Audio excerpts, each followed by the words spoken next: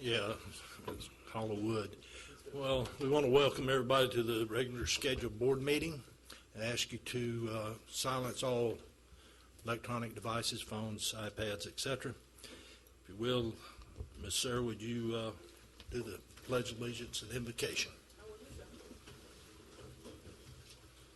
Dear Heavenly Father, we thank you for the opportunity to gather here today and conduct the business of the people of Walton County.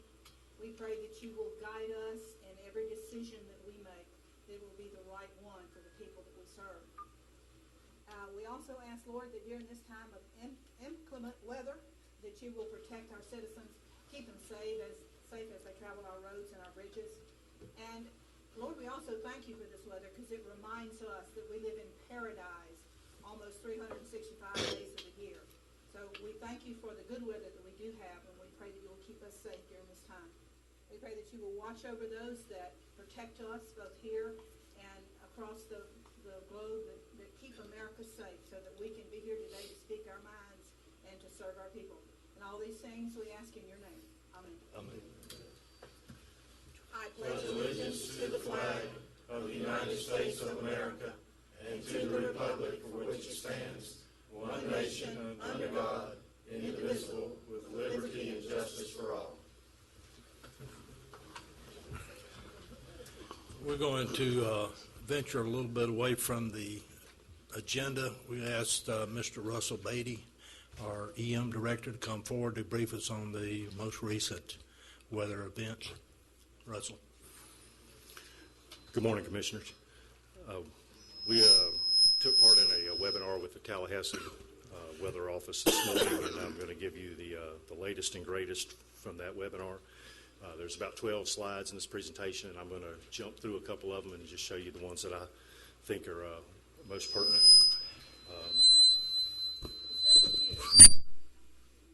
Everybody up here, turn over. The slide you're looking at right now is showing the average total of snow/sleet accumulation that we are expected. This number has greatly increased for our area. You'll see Walton County to the extreme left there. We're looking at a potential for 1 inch of accumulation of sleet as far down as the Freeport area, and that number grows as we go north to the Alabama border. The travel is expected to be impacted through this area through Thursday morning because, as you'll see in an additional slide, we're not going to get above freezing on Wednesday, but for a couple of hours. This slide shows you the average ice accumulation. This hasn't changed a lot, but is showing about 0.15 inches of accumulation in Walton County as far south as Freeport. And again, those numbers increase as you go further north. With this kind of ice accumulation, we're expecting to see some damage to trees. We're also expecting to see some power line issues. We have been in contact with Gulf Power in Chelco, and they are prepared to respond to those emergencies as they come to light. The ice on power lines, adds additional weight that they're not rated to carry, and oftentimes we have lines down and other issues because of that. The timing, this is of a particular importance to you all. You'll notice the pink color in the upper left-hand corner cuts into the northern part of our county in the Paxton area there. That is what is happening right now. From 9 a.m. to noon today, we're expecting the transition from a normal rain to a freezing rain to begin occurring now. That number changes to noon to 3 as you move further into the more central part of the county. And then the Freeport area south, we're really expecting a transition after midnight sometime, between 11 p.m. and 3 a.m. This shows minimum temperatures for Wednesday morning. Russ, before you go, yes, sir. What was the bottom line? You have 3 to 7 a.m. Is it going to be down at the coast too, or going to get the same stuff? Yes, sir. That's 3 a.m. to 7 a.m. That's perhaps the South Walton area, the beach areas right along our beaches, and then areas east of us. We'll get ice down there. I beg your pardon? We'll get ice down there. It's still a potential, yes, sir. Anything that happens that far down is going to obviously be a little closer to the daybreak hour. The minimum temperatures for Wednesday morning, we're looking at the mid-20s for Walton County. Those numbers, again, decrease as we go further north. Wind chill on Wednesday morning is expected to be in the teens. Maximum temperatures for Wednesday, we're expected to get up around 33 degrees, but only for a couple hours. And as you can imagine, that's not going to be enough for any appreciable thawing of ice that may accumulate on roadways or bridges. And the minimum temperature for Thursday morning is in the teens. So we're looking at mid-20s to teens probably on Thursday morning also, with a pretty appreciable wind chill that'll bring the temperatures down also. Rest of this is some impacts that are predicted by the Weather Service. Obviously, you probably know most of them. We're expecting freezing rain and sleet and snow, accumulations of 1 to 3 inches. Tallahassee weather covers a broad section of the country, and not just Walton County, so that 3 inches is obviously not here. Expecting icy roads, power outages, and freezing of roadways, especially elevated surfaces. And the confidence down there that I think is important for you all is their confidence is high that northern Walton County and the Panhandle will see negative impacts of this storm beginning as early as noon today. That's the end of my brief. I'll take any questions. Would you advise we go ahead and declare a state of emergency so in case we need it? So you're expecting the utilities, the power may go out in a lot of places? The power may go out in a lot of places? Is that what you're... Yes, ma'am. The power company is especially vulnerable in times like this because of the ice accumulation on the lines, as well as other problems that ice causes in their substations and transformers. Are we going to have shelters open? I would assume so. You're going to have shelters open? The cold weather shelters that traditionally open here are run by community organizations, and they will be opening tonight at 6 p.m. Thank you. Mark, what do you think about the local what do you state think? of emergency? Just I would defer to him to. what about it, Russell? We're tracking this through the state DEM in the event that it does begin to be a problem that might warrant a state of emergency. Honestly, I don't feel that we need that at this moment. Okay. You may have some other actions that you might want to take with regard to the safety of your employees and buildings and things like that. I know we don't need to meet during the height of all this. We don't need to be meeting back again to declare a state of emergency. We can certainly wait, you know. And I guess that would be my concern, to be sure that if we think there's a potential of needing that local state of emergency, I don't suppose next couple of days it's going to be possible to get together to do it. Can it be retroactive after I mean, if we had to get together Friday because of the activities, could we declare state of emergency then? Have the same impact? Why don't we just go ahead and declare it? I mean, that'd be the safe thing, and whether we need it or not, it might be the It's prudent what, thing just to for a do. week? Can we It's good for get to 7 days, and that anyway. way? Okay, that would probably be the most. Okay, well, I will make that motion that we declare a state of emergency. Have a motion? Second. Got a second? All in favor say aye. Aye. Aye. Opposed, motion carries. Thank you, Russell. Thank Do you. we need a motion or just let our county administrator close offices? I would like us to have those discussions. I think in the earlier meetings, there were some discussions about what the most prudent course of action would be, and I think it was recommended that perhaps from noon today till noon Thursday, but we certainly want to make sure that's good with the courts and the judges and constitutional officers. Judge Wells? Mr. Jones. Okay, I see a nod there. And perhaps while we're meeting, we could get some word to the other constitutionals to be sure they would be on board. I got a quick question. I thought you said that we don't expect any thawing to occur because the temperatures aren't going to get out of the 30s. So are we going to have freezing roads throughout the day on Thursday as well? Yes, sir. We're expecting the roads to still be icy Thursday morning, but the temperature will rise into the 40s, possibly the 50s, depending on the sunshine by Thursday afternoon. Okay.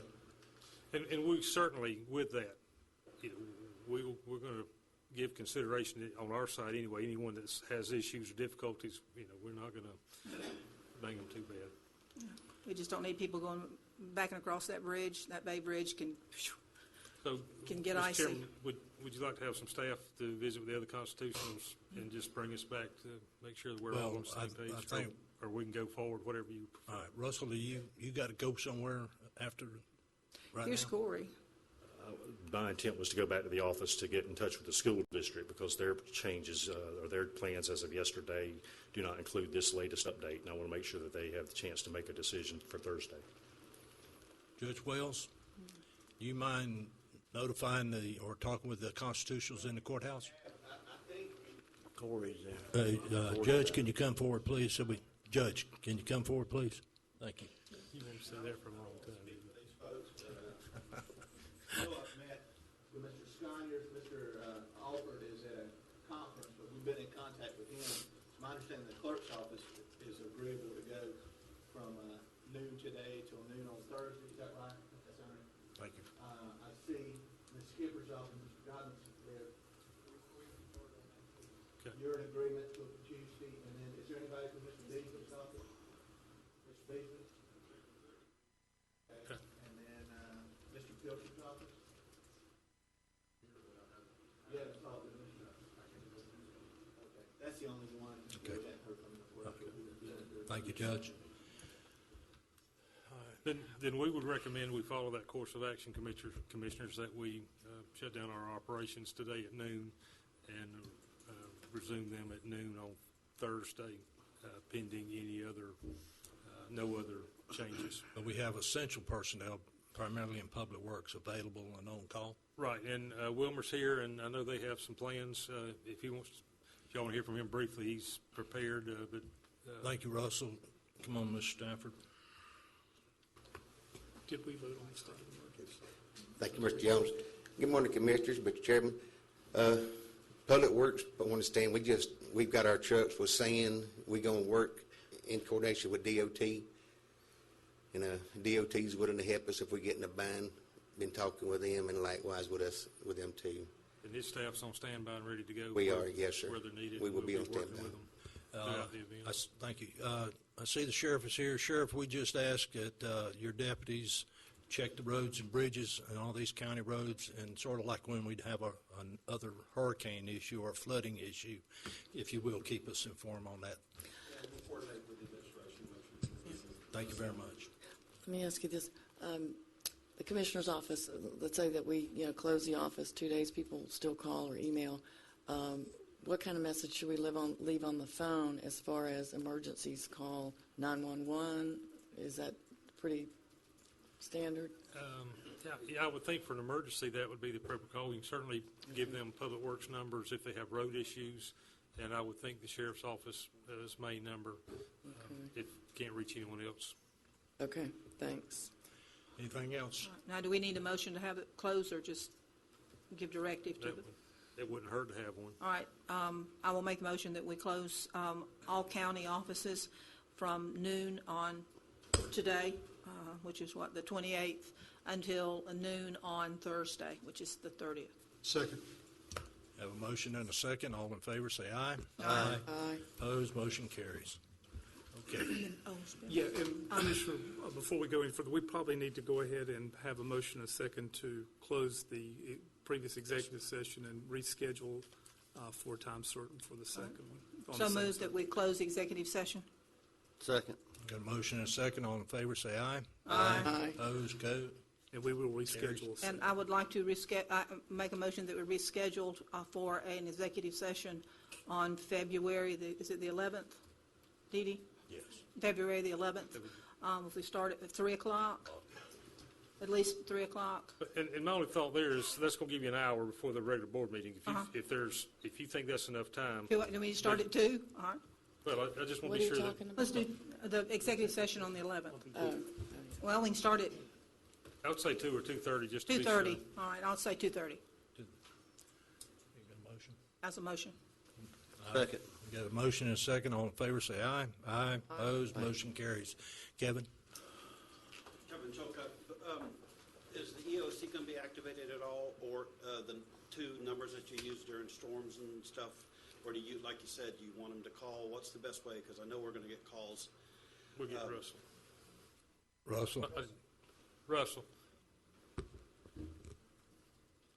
I'm asking about people calling. I know we're going to get calls. What's the best way? The EOC, we have the two numbers that people call. Are those Yeah, going to but be we ain't got any activated at all? furniture or nothing in there, right? Okay. how's best to call without, I don't want them to necessarily call 911 for every little thing, but again. could you All right, call that- I'll tell you what, Kevin, how about you and Russell offline discuss that? Thank you. Okay, we'll get into the agenda. There's Mr. Jones. Thank you, Mr. Chairman. Under additions from the Office of County Attorney, we're going to ask you to approve a resolution establishing the highest and best use for real property on College Avenue in Defuniak and allowing the Emerald Coast Children's Advocacy Center to lease the said property for the purpose of construction of a Children's Advocacy Center as requested by Mr. Davis. That is designed to comply with Florida statutes in determining the highest and best use. Yes, before the county can dispose of property or lease property long-term, we have to make a commission finding that the proposed use is the highest and best use for that piece of property. Then we have to publish a notice in the newspaper for 2 weeks, and that's what we intend to do. But you first have to adopt a resolution saying that's what you intend to do.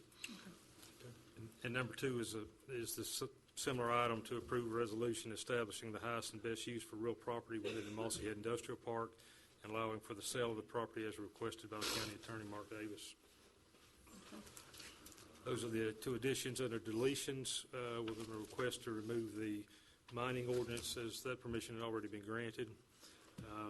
Herbert Country Carter has called and said he couldn't make it because his truck tore up. So we have an appreciation for that, but we will hear about Dixie Phonics at a later date. And Commissioners, I'm going to ask that you remove at the EBSCO agreement. We're not ready to have that considered today.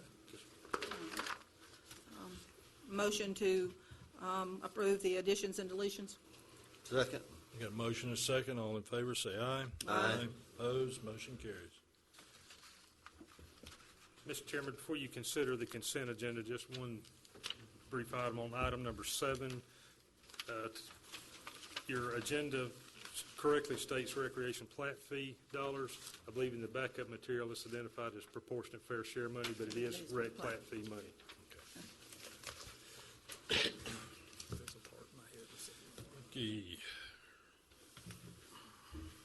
Is any public comment concerning the agenda? Seeing none, what's the board's wishes? Motion to approve the agenda, The consent agenda. Second. Got a motion and a second. All in favor, say aye. Aye. Opposed, motion carries.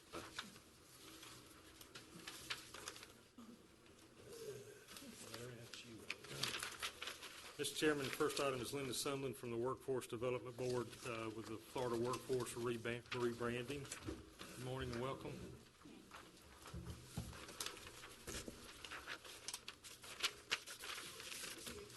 I'll be very brief in light of the inclement weather concerns that we have in Walton County. Just wanted to update you with some activities going on in the Workforce Development Board. First concerning is our unemployment rate. Just released last Friday is the unemployment rate of 4.0 in Walton County. That's the second lowest unemployment rate in the state of Florida, following Monroe County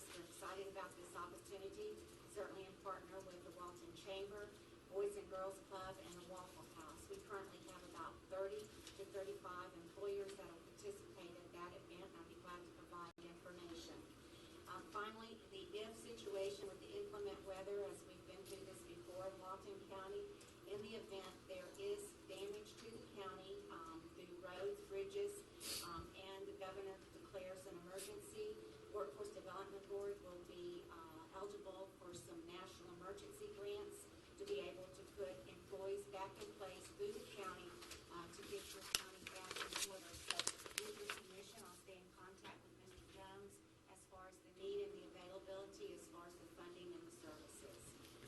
Finally, the reason that I'm here today is to remind you that through Workforce Investment Act legislation in 2012, there's 24 workforce in the state of Florida. We're all called different names.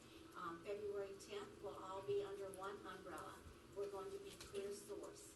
This will make it much easier for the job seeker and the business community to identify the services that we extend. So we'll no longer be Jobs Plus, as we all know in Walton County. We won't be a Workforce Development Board. We'll be Career Source. And with your permission, I'd like to show you a minute video that I think puts it in perspective that was prepared for the state.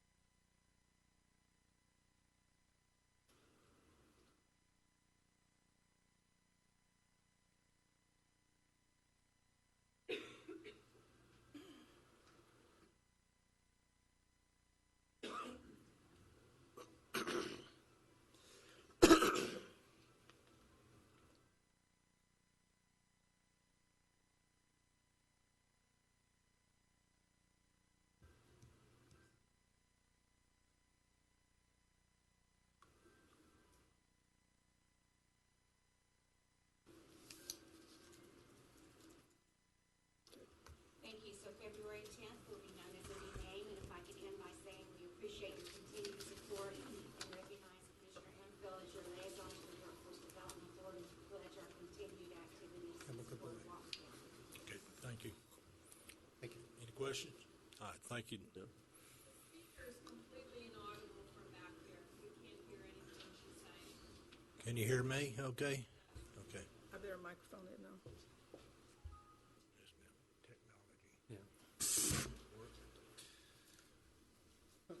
Okay. Interesting. Mr. Jones, proceed. Mr. Chairman, the next item, staff requests that you approve a public hearing on February 11th, 2014 to transfer funds from the landfill reserves for the EOC or bunker renovation in the amount of $250,000. We've got some pretty good preliminary numbers, and we believe that will be sufficient to rebuild the interior of that facility and to equip it with all the necessary equipment to move forward. I will make the motion to hold the public hearing. Second. Got a motion and a second. All in favor, say aye. Aye. Opposed, motion carries. Are we going to be able to piggyback on anything to get this up and running before hurricane season? We're looking at all available options. Good. We just want to make sure we had the money in place. We have a short window. Yes. Yeah, thank you. Mr. Chairman, the next item is to consider the transfer of the jail and animal control operations to the Walton County Sheriff's Office. As you well know, last year the sheriff presented a transition plan after at the board's direction to transfer the jail and animal control functions from the Board of County Commissioners to the Sheriff's Office. That was to be heard at the December 8th meeting, which it was recommended that it be moved forward until today. So we are presenting that matter to you for your consideration. Okay, Mr. Chairman, may I Yes. speak? First of all, I want to thank county staff, both present and past, I think of Stan Sunday and Danny Glidewell. I think of Linda Mims, who's no longer with us, who in 2007, it was told you have to get this done, you have to get it done in a month's time, and they did it, and they have been providing an outstanding service to the people of Walton County. I think even animal control we took over probably before that. And we've been doing that in an efficient manner. We've gotten accreditation because of it, and I thank the staff for all that they have done to get us to this point. But I do also understand and appreciate the number of efficiencies that could be gained by the sheriff's office taking over these functions. It was very clear to us last year during spring break the troubles that we had trying to to work together to make that happen. So I understand that these functions perhaps can go a little smoother if they're all under the sheriff's office. And I did a little research, and of the 67 Florida counties, only 8, and they're relatively small counties, are run by the Board of County Commissioners. And I've considered the proposal, I've looked at it, and I've read it for both of them, for the transition of not only the jail but animal control from the BCC to the Sheriff's Department. And I support the initiatives, but I have 4 conditions that I would like to throw out there. Number 1, that the sheriff agrees to keep all of our employees that are currently employed at both agencies, because I think they're doing an outstanding job. Number 2, that the sheriff will agree to keep our work squads, even at their present level, or please increase them. That saves this county and the citizens of this county millions of dollars every year, those work squads that we have. And also that there won't be a request for a budget increase this year. We've already set the budget, and it's pretty set. And also for the next year, if their increase be only that what we increase the county budget. In other words, if we increase the total operating budget 2%, then those 2 can only be increased by that amount. Those are the 4 things that I'd like for us to consider, but I do support the move. Major Preston, do you have a comments concerning those? Yeah, I'd like to, Sheriff. can I add one last one to that? I'd like to make sure that they don't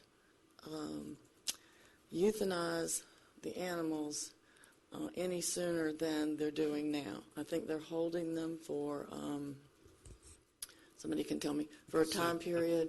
So we would not, I think it's 7 days. 7 days, we would not like to see that lowered. And sometimes they hold them longer, and that's the one person I forgot to mention here. I've been so concentrating on the jail. Lois Marlowe has done an outstanding job for this county and cares about every animal she takes into that shelter, and we owe her a big. Yeah, and 2, I think working with the local animal, organizations like Aliqua and the other ones, continue to do that. I know they will, but just as a condition. And Sure. maybe we could move forward with the big animal shelter before we have a hurricane season again. Right. Sure. Yeah, no, those are easily agreeable to conditions. We had already discussed doing that previously. The only one I will put a caveat is next year. Now, if something floods away your jail next year, I can't always guarantee that. And certainly we would explore the opportunity to take on federal inmates as a revenue-sharing source for the county. That might induce some changes, but that would be to the benefit of the board, and that would be something we brought before regardless. In regard to the animal policy, I absolutely concur with you. I think the biggest efficiency there obviously had to deal with us already going out, dealing with the animals, and kind of a continuity of the way we're doing it. So I agree about the euthanasia, the euthanizing process, if you will, for it to be, we want as much time to pass as reasonably practical to make sure that we have an opportunity to adopt these animals out. That'll be our first order of priority from that standpoint. So, okay. Thanks, Sheriff. Any other questions, Brent? No, sir. Thank you, sir. We appreciate it. Well, then, with that said, I make the motion that we have an orderly transition. Second. Got a motion and a second. All in favor say aye. Aye. Aye. Opposed? Motion carries. Thank you, Mr. Chairman. The next item, there is pending legislation in the Florida legislature regarding fireworks, and as the legislation is written, it would repeal the current laws banning the sale and use of fireworks in the state. If I understand it, it does give local governments and counties some leeway to locally implement those bans if they so chose. We were asked to bring it to you for your consideration, and with the idea that you may stand in opposition to, may want to support. I believe Mr. Bagby has some reasons that he feels from the TDC perspective that it's not a good idea. But we just present that to you for your consideration in case you wish to take any action. And I totally agree. As most people know, I do the fireworks up here in the Funiac, have done it for the last 24 years, and there's nothing more dangerous than people out there with their own fireworks. Sparklers cause a problem sometimes, but I totally oppose this legislation. Do we have a copy of the proposed legislation? I mean, all I've got is a one-page No, thing we in here. don't really have a copy of it. We could get a Well, copy. maybe of we it. ought They want to be able to sell fireworks. We and just shoot 'em presented a off. summary, but we can get the length copy if we'd like. I asked I that, looked at it. yeah, I think it has a caveat, I'm not sure, that local governments could Yes. put something more restrictive into the thing. But then you have the thing about Bay County, Okaloosa County. If Yeah. they don't do it, then, it's... Well, the other thing I believe it comes down to is how you enforce it. We've had a state law as long as I've been in law enforcement, and the sheriff's offices and the police departments throughout the state have a very difficult time enforcing that regulation. Yep. And then if the state does away with it and leaves it up to the county, then that's just another thing that Yep. the code enforcement or the sheriff's office is going to have to do. That's right. And having been out there many a time on these holidays where these things are going off, there's no way you can normally, by the time you receive the call, you can get to the scene that's still going on. So you're just sort of running around trying to catch your tail. Well, we're blessed here in Walton County. We have watercolor and Sandestin and, Seaside, the whole, at the south end, celebrating the 4th of July and that up here. We have it done around the lake. I mean, Walton Countyans have plenty of opportunity to enjoy fireworks. All right, well, I tell you what, based upon Commissioner Meadows' concerns, we probably need a copy of the draft, whatever the ordinance or law is being proposed, and then address it at a future date. At the next meeting? We'll get that If to we you. got it by then. Yeah. Because it's going to, if it's in Tallahassee right now, it's bound to be amended 100 times before Yeah, it's- whatever we may get next week is not going to be, It's working its way through committees, and of course, it won't Yeah. take any action until the legislative session, but we'll get you a complete copy of the proposed statute as it sits. As you said, it'll be amended many times as it goes Yeah, through the and process. I've already written a letter to the sponsor of the bill, with regard to South Walton and the nexus of the houses, the proximity of the frame wooden houses 10 feet apart, and the state forest and all that kind of thing. So, Okay. We will bring that back. Mr. Jones. Next item, we recently put on the street a RFP for ambulance and EMS billing. Those proposals are in. They have been evaluated. EMS Consultants was the highest rated proposer. They are our current provider. We would request permission to negotiate a contract with EMS Consultants and bring that back for your consideration. Motion to approve EMS Consultants. A motion and a second. All in favor, say aye. Aye. Motion carries. Next item, Mr. Chairman, is we are working diligently to relocate the United Fire Station. As you know, that facility is being impacted by the widening of US 331. What we would like, we're working with the state to obtain the appropriate funding. We believe that our position will be strengthened if we have hard bids for that project, so we are asking that we prepare the documents and put out for bid for the construction of the United Fire Station. We're certainly not going to award that bid until we know exactly where the funding is coming from. We're anticipating getting it from the state, and we've had some very meaningful conversations there and believe we will be successful, but we certainly think that having a bid in hand will enhance our opportunities. So we'd like to go ahead and put that on the street and receive bids. Motion to approve. Second. Got a motion and a second. All in favor, say Aye. aye. All right, but I have a question.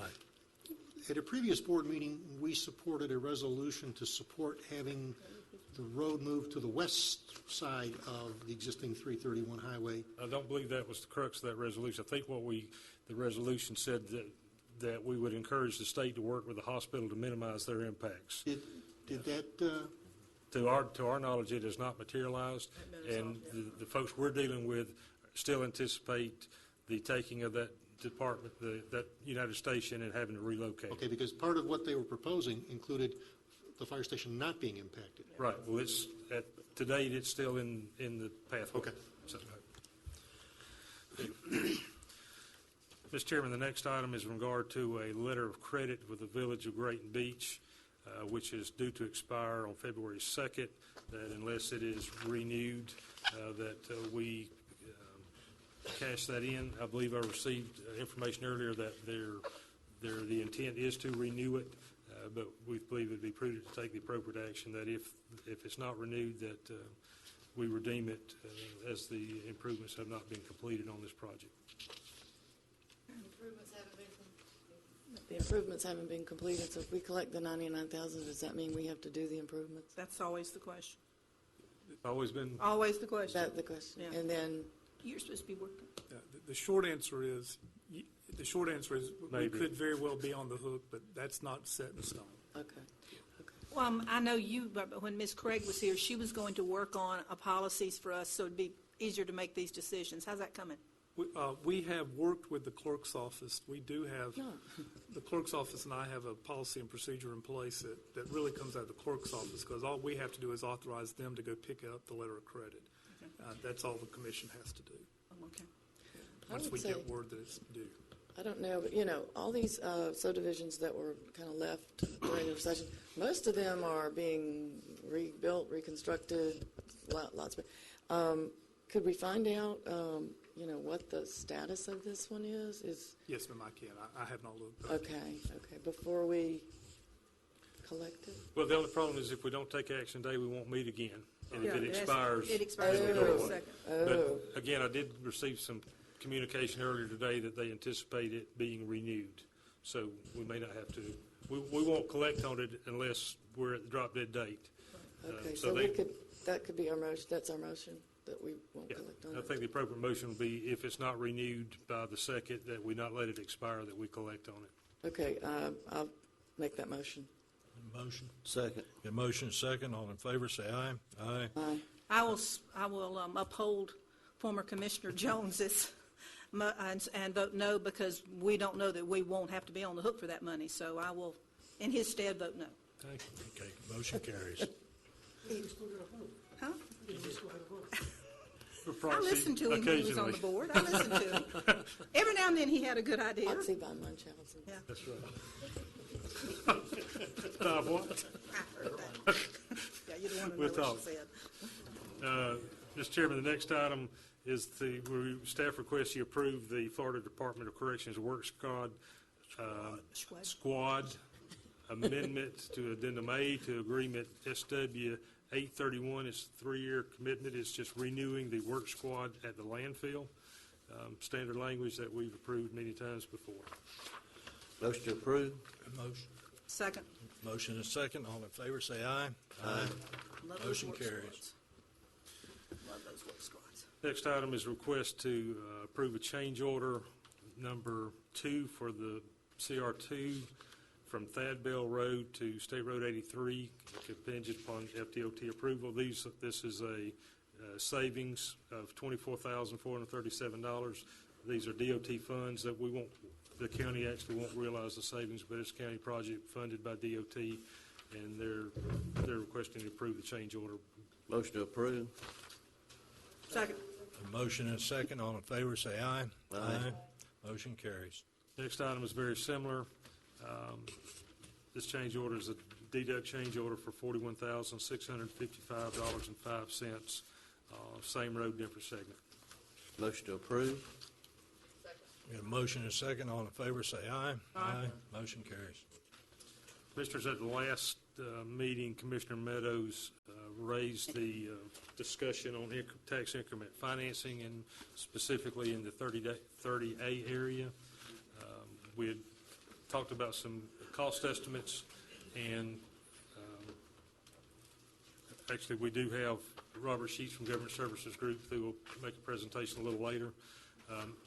But what you have in your packet are an effort to segment County Road 30A and to provide some preliminary projected cost for those improvements.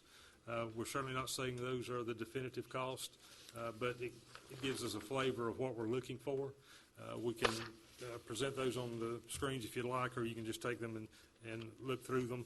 The number's pretty much the same, but we just broken it down by segments within 30A. I'm supposed to be able to read this. That's good. I think the total was around 12 million. Somewhere in there, yes, ma'am. And again, that's it's a swag, but we think it based on the best experience and what we know today. When Mr. Sheets makes his presentation, I'm sure he can tell us more in depth of. Add 20% lawyer fees to that. That's right. That's right. So that's for your information.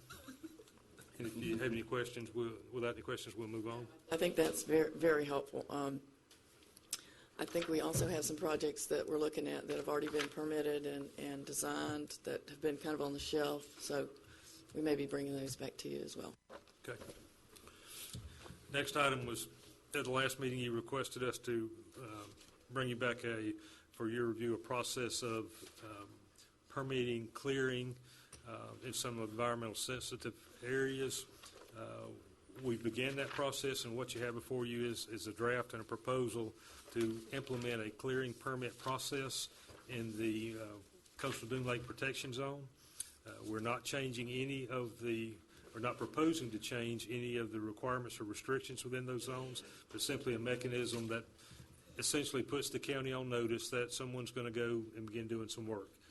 We were trying to be careful that we didn't make it so restrictive that if someone wanted to prune their trees or do some handwork, they wouldn't. So if you look at the language in the proposed ordinance change, it says any tracked or wheeled equipment. So if you're going to put a bulldozer or a tractor or those type things in there, then we're going to require a permit. So if this meets with your approval, we will move it forward through the. I have one question, and I didn't get to Billy to ask it. Under property information, does a parcel ID number also describe a lot of record or a meets and bounds lot? Yeah, I think it essentially can. Yeah, the property ID number, it just is the number that's assigned to a parcel. The legal description could be either lot and block, or it could be very well So have a the legal parcel description. ID number could, because we just need to be clear that this is going to apply to platted subdivision lots of record, and meets and bounds. We're of the opinion it will apply to any and all lots within the Coastal Dune Lake Protection Zone. Okay. Now, once you get to that point, there may be, if you've got a lot of record and I've got a new development, Right. Some of the requirements may be different, Yeah. but we will make that determination. But in both cases, Right. we would need the appropriate permit. Because I think there's some, confusion out there that some things apply to some lots and some code doesn't apply to others. So I just wanted to be clear that this applies to any kind of clearing that you're doing on any kind of lot that's been, however it was transferred in ownership. Our discussions focused on the fact that this instrument was simply to Right. notify the county that there was some activity Right. going on. Okay. And we were careful to word it so that it would apply to any parcel within that 300-foot protection zone. And Commissioner, to answer your question, a lot of record would have a property ID number. Oh, okay, so that would cover it. Okay. So the other side of that, we were trying to be careful that we didn't implement any other restrictions that weren't already in place on any particular lot. Right. Exactly. And if the board wishes to do that, we certainly can, but we didn't want to do it through this process. Exactly. Okay. I want to commend Billy McKee for his hard Yeah, work. Billy on and this. his staff did a great job, worked hard. Did an outstanding job. So, Mr. Chairman, staff would ask for your approval to move this through the process, as it will be an amendment to the Land Development Code, so it needs to be advertised and presented to the Planning Commission prior to coming back to the board for approval. Motion to approve. Second. Motion and second. All in favor, say aye. Aye. Motion carries. Mr. Chairman, the next item is in regards to the coastal expert that we require per our resolution that facilitates any armoring structures on the beach. That resolution requires that we have a contract with a coastal armoring expert who will review those projects. Our current contract with Dr. Dean has expired, and he's not interested in renewing due to health and some other issues. So it's our request that you approve us to advertise for an RFQ for expert coastal engineering services to review these minor development orders dealing with coastal armoring. Motion to approve. Second. Motion and a second. All in favor, say aye. Aye. Motion carries. Thank you, Mr. Chairman. The next item, dealing with Geronimo Street. First, the Commissioner Commander had met with some constituents and asked staff to join her, and I think representatives from the DOT regarding the Geronimo Street US 98 intersection, and requested that the DOT perform a traffic warrant study. And here's some documentation. Well, actually, I think it goes back even further than me. I believe whenever Cindy had that district, before it came mine, it's been an issue. Then Commissioner Jones had it for, C. Jones had it for a while. And I just kind of surprised DOT when I invited them over for a meeting with me, and I had a room full of about 100 people. So that's where we have, and the county had been looking at this intersection for a long time, because we made some mistakes in there, and I can't exactly explain them. Somebody else can. Whenever we let one of these businesses extend out into it, it is extremely difficult from the other side for the fire trucks to come in and out. There have been, I know in this document we're handing out, they list the number of deaths, but they don't list the ones that happened last year because of this intersection.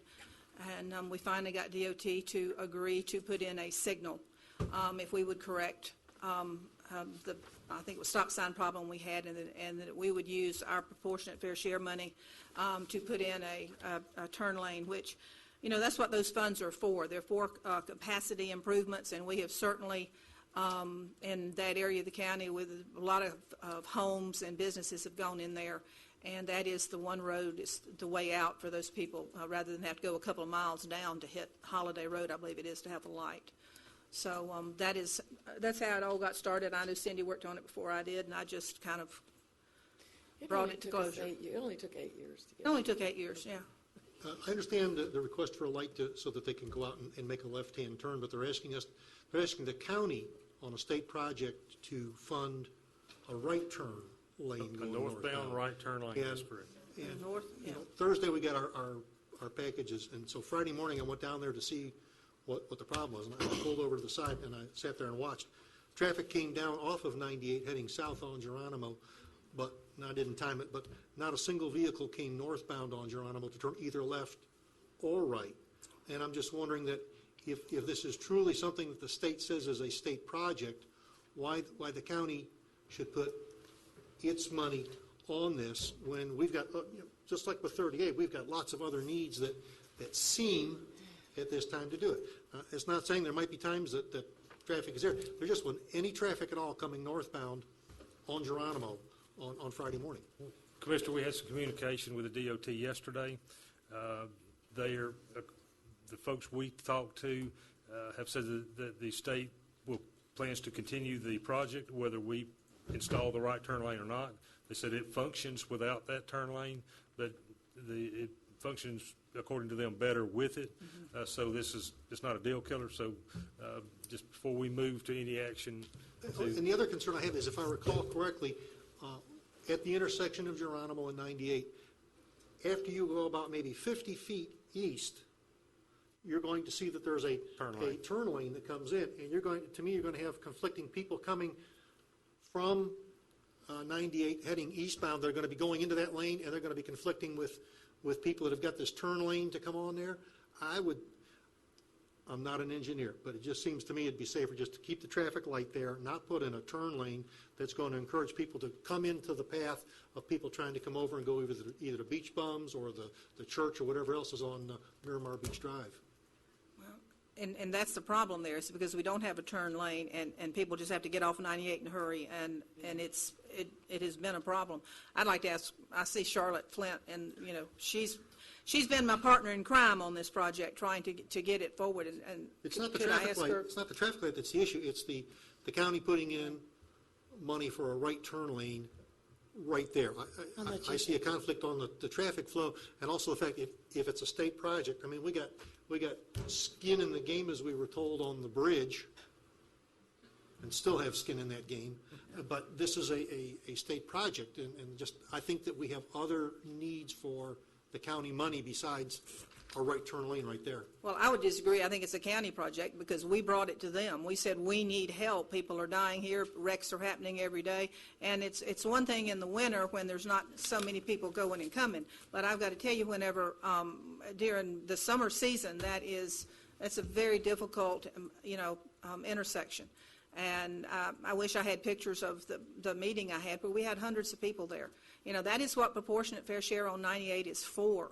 It is for making improvements all along 98. And yeah, we have a lot of many needs on 98, but I think this is one of them. And that's where the proportionate fair share came from, is from those businesses in that area. So, Ms. Flint, come forward, please. Identify yourself and hold your comments to 5 minutes. I would like to introduce Sheriff Atkinson, if he would care to talk about his issues with that, as well as Sammy is here from the South Walton Fire Department to talk about the 2 fire trucks that we lost and a gasoline truck that hit them as they were trying to respond. Our fire chief has asked for DOT to come and ride with him for 30 minutes and see the abuse and all they have trying to get out of there. We have an issue on that road, especially, you happen to see it, it probably the best time when most of the DOT reports were done when nobody is on the road. But in the summertime, we can't get out. You'll see 7 or 8 cars or semis backed up in there, blocking lanes of traffic, trying to get on to 98. My concern about a right-hand turn lane is actually on the north side of 98, turning north into Geronimo so we can get off the road safely. People, we get rear enders and all where people are still trying to do 50 or 65 miles an hour getting off onto Geronimo, which does have businesses. It's not just 4 people living on the street. There's a 1.3 mile of community subdivisions in there where semis are now using our roads to service those businesses because they can't get onto 98 without getting through Holiday where they have a signal. That's what we're concerned about. We're concerned about safety. I'm concerned also about go to that intersection and seeing it blocked off by the fire department and police department while they're trying to take care of a body. So, folks, I realize that I live in the part of Walton County in the south side that doesn't get much attention, but we've been fighting for this for 10 years, not 8. And when we did have an issue, we had a right-hand turn signal as part of the DO for Pacific Shops. Unfortunately, the people that inspected it failed to read that. When that was brought to their attention that they had allowed that to happen as well, they came and put in, which y'all had a picture up of a little triangle. You didn't widen the road, folks. What you did is you went in there and took out part of the lane to try and create 3 lanes out of 2. It's not a 90-degree turn, and getting off of it is darn hard. I'm going to end up probably on that triangle just trying to get off the road at a safe speed to make a right-hand turn lane into 2 lanes, which are technically 1 lane. You've seen it. You're talking about the north side. I'm talking about the north side of the road. And, oh, by the way, one of the things they said was that we're to come up with a means of being able to keep a stop sign there. There's no place. You can go out there and look at all the pieces that have been cleaned off. You can't keep a stop sign there for 15 minutes. Putting the stoplight there will at least eliminate having to have a stop sign. People know they can't go on red, one would hope. But we do need some help there, folks. It is not pretty from about April until right after Labor Day. Well, actually, what we're doing today is just making a motion to set it for public hearing. There's nothing wrong with a ballot box, folks. Y'all all got here because of one. Well, maybe I'm mistaken. Is the motion for a right turn lane coming from Geronimo on the south to get on 98, or is it for on the north side of 98? It's my understanding it was to be off of 98 onto. That was supposed to have been part of a DO for Pacific Shops. It's my also understanding, and I think I'm pretty right on this one, that the owner of the Pacific, not the Pacific Shops, but Resorts Interiors was on your design and review board. you'll notice that every business that was built along there at the same time all have deceleration lanes were part of their plan and sidewalks. That specific one has none. And, oh, by the way, it's only 20 feet from the street. So if there had been a turn signal, it would have been a major change for them in their parking lot. Mr. Jones, is it the northbound Geronimo turn or is it the southbound? It's north. Northbound. So, but that's on the south side, and her concern's on the north side. We were told it was all about the north. They told to us when they were physically there with us that that's what they were concerned about, because on the south side, we have a problem with the building being right on the county line. You've got a fire hydrant there, and you can't put one in without moving a building and a fire hydrant. Ms. Flint, Where's Ms. Greg Flint, Graham? can you come around here and show us on our screen exactly what you're talking about? Right here, We can hear you. not wanting to be derogatory, but this has got a particular person's name. We call it the Folly. This is where this road was two lanes. You came in and you put this. When they didn't, Pacific Shop didn't come in and put a right-hand decel lane. These people right here were supposed to, if you come back here, you see the one coming out of Ace Hardware. We don't have any decel lane right here. That is only 20 feet from this intersection. We've gone out many times and measured it.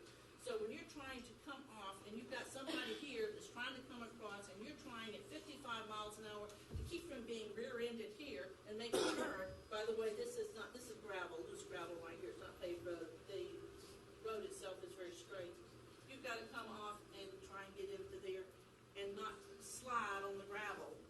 Well, just to be clear, Commissioner Enfield, from the DOT and their email to Mr. Stafford, recommendation for Walton County to construct an exclusive northbound right turn lane on Geronimo Street at State Road 30, which is US 98.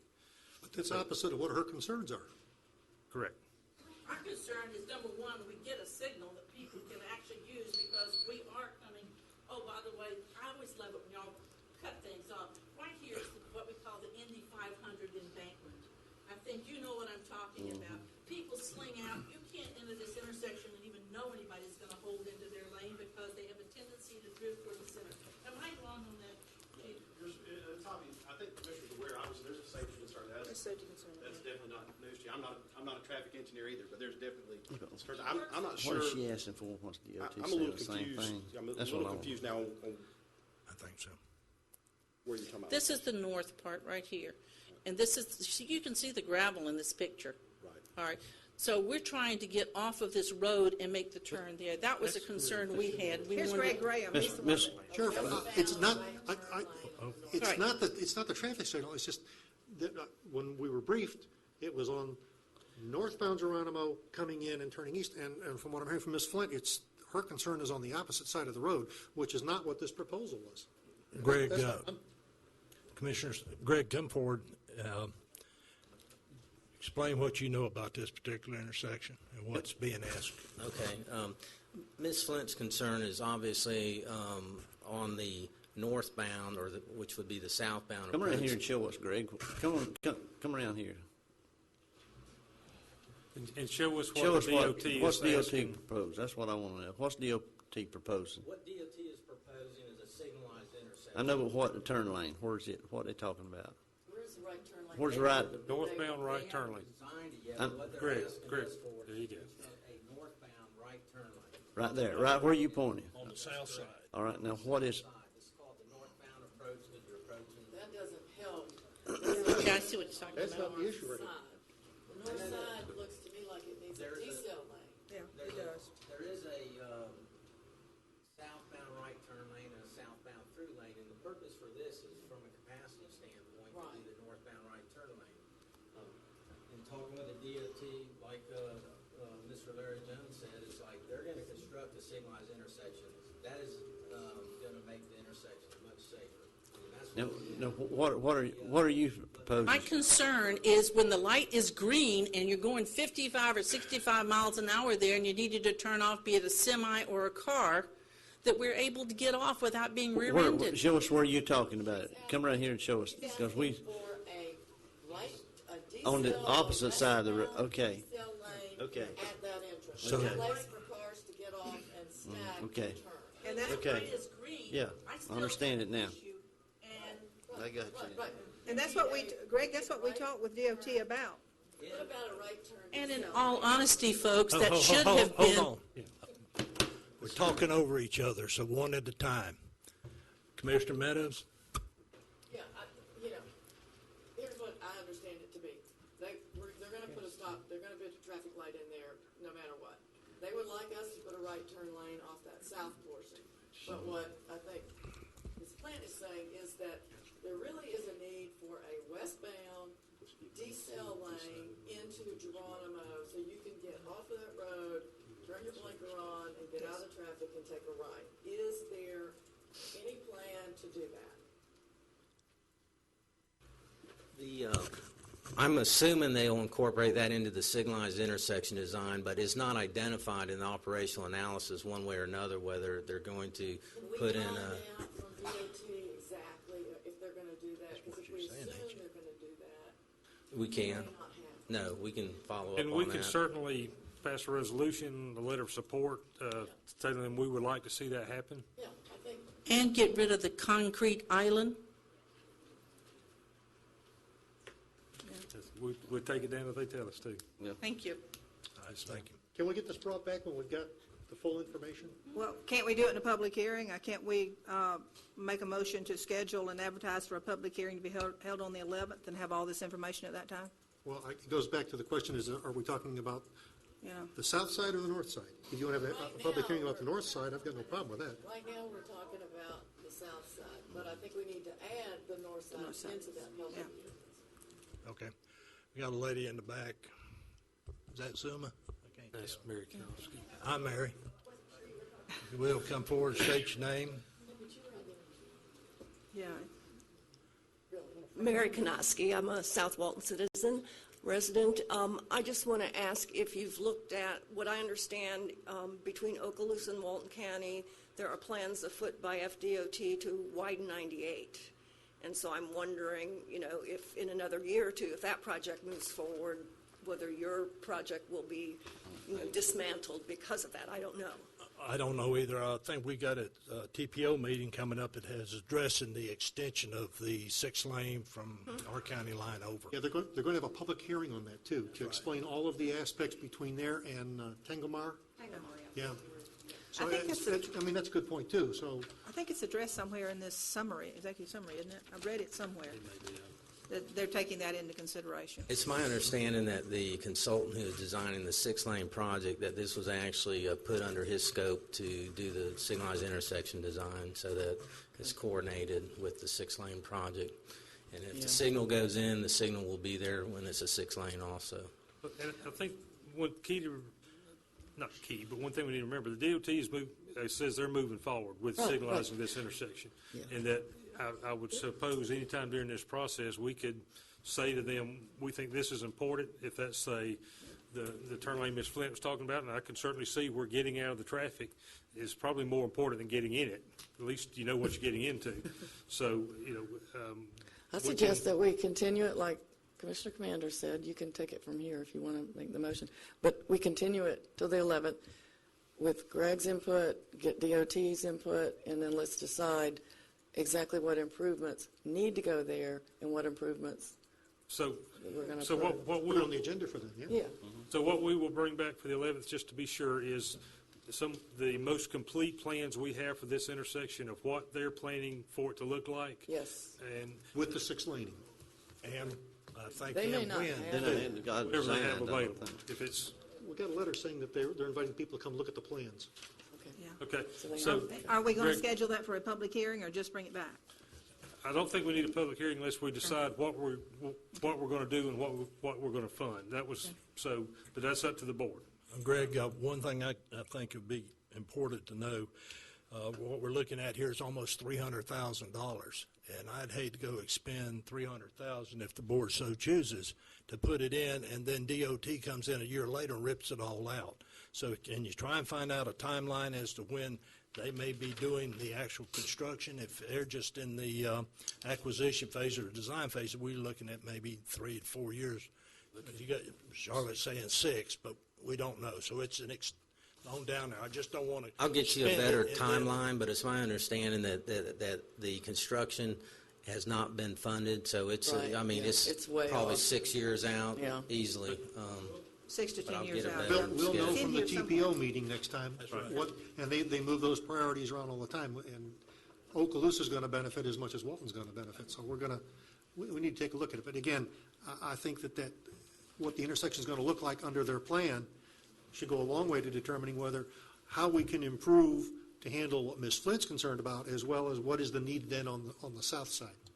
So just to be clear, at the next meeting, we'll bring back everything we can get from DOT and their plans for this intersection as it stands today and in the six-laning process. Okay.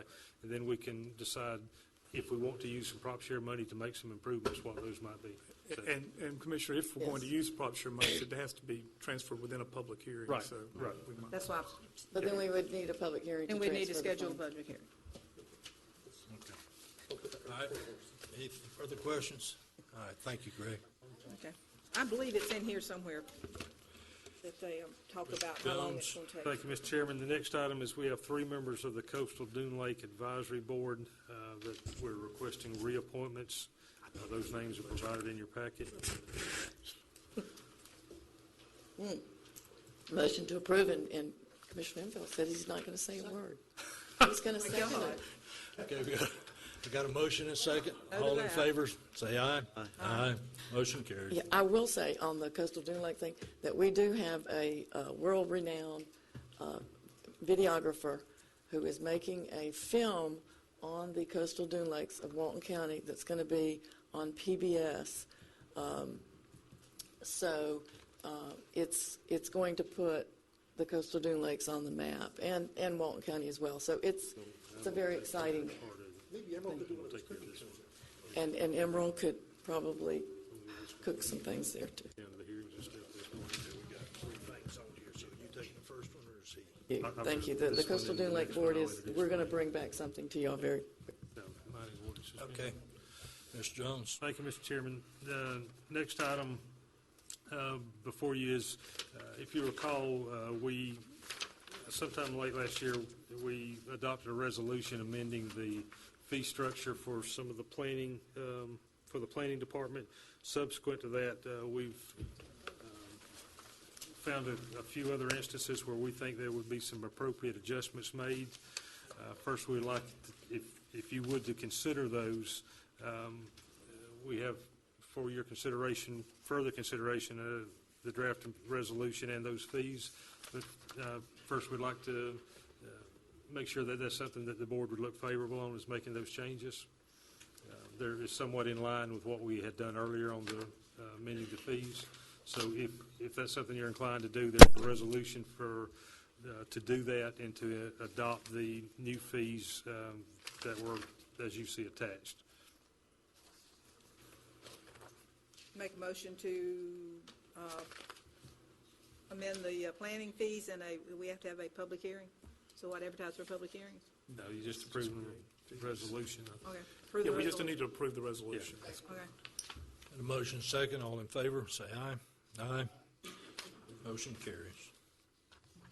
Commissioners, there's a request to consider a recommendation to amend the comp plan to include some languages regarding agricultural uses and residential, rural, low-density, rural village land use. I asked Matt Carpenter to address that. I think you'll find that when we did the EAR amendments, we made some changes that did not get reflected in the Land Development Code. So as they currently stand, they're in conflict, and the language that we're asking you to consider would correct those inconsistencies. Is that? Yes, sir. When we adopted the EAR amendments in 2011, agricultural uses as a primary use were deleted from these 3 land use categories, and we'd like to recommend that we add that back in. I mean, all of these categories are rural in nature. Typically, they have densities ranging from 2 to 4 units per acre, but there are some very large parcels that are included in these land use categories that are active agricultural areas, and technically they're non-conforming uses. And we'd like to remedy that if it be the will of the commission. So staff's recommendation will be that you allow us to move this initiative forward.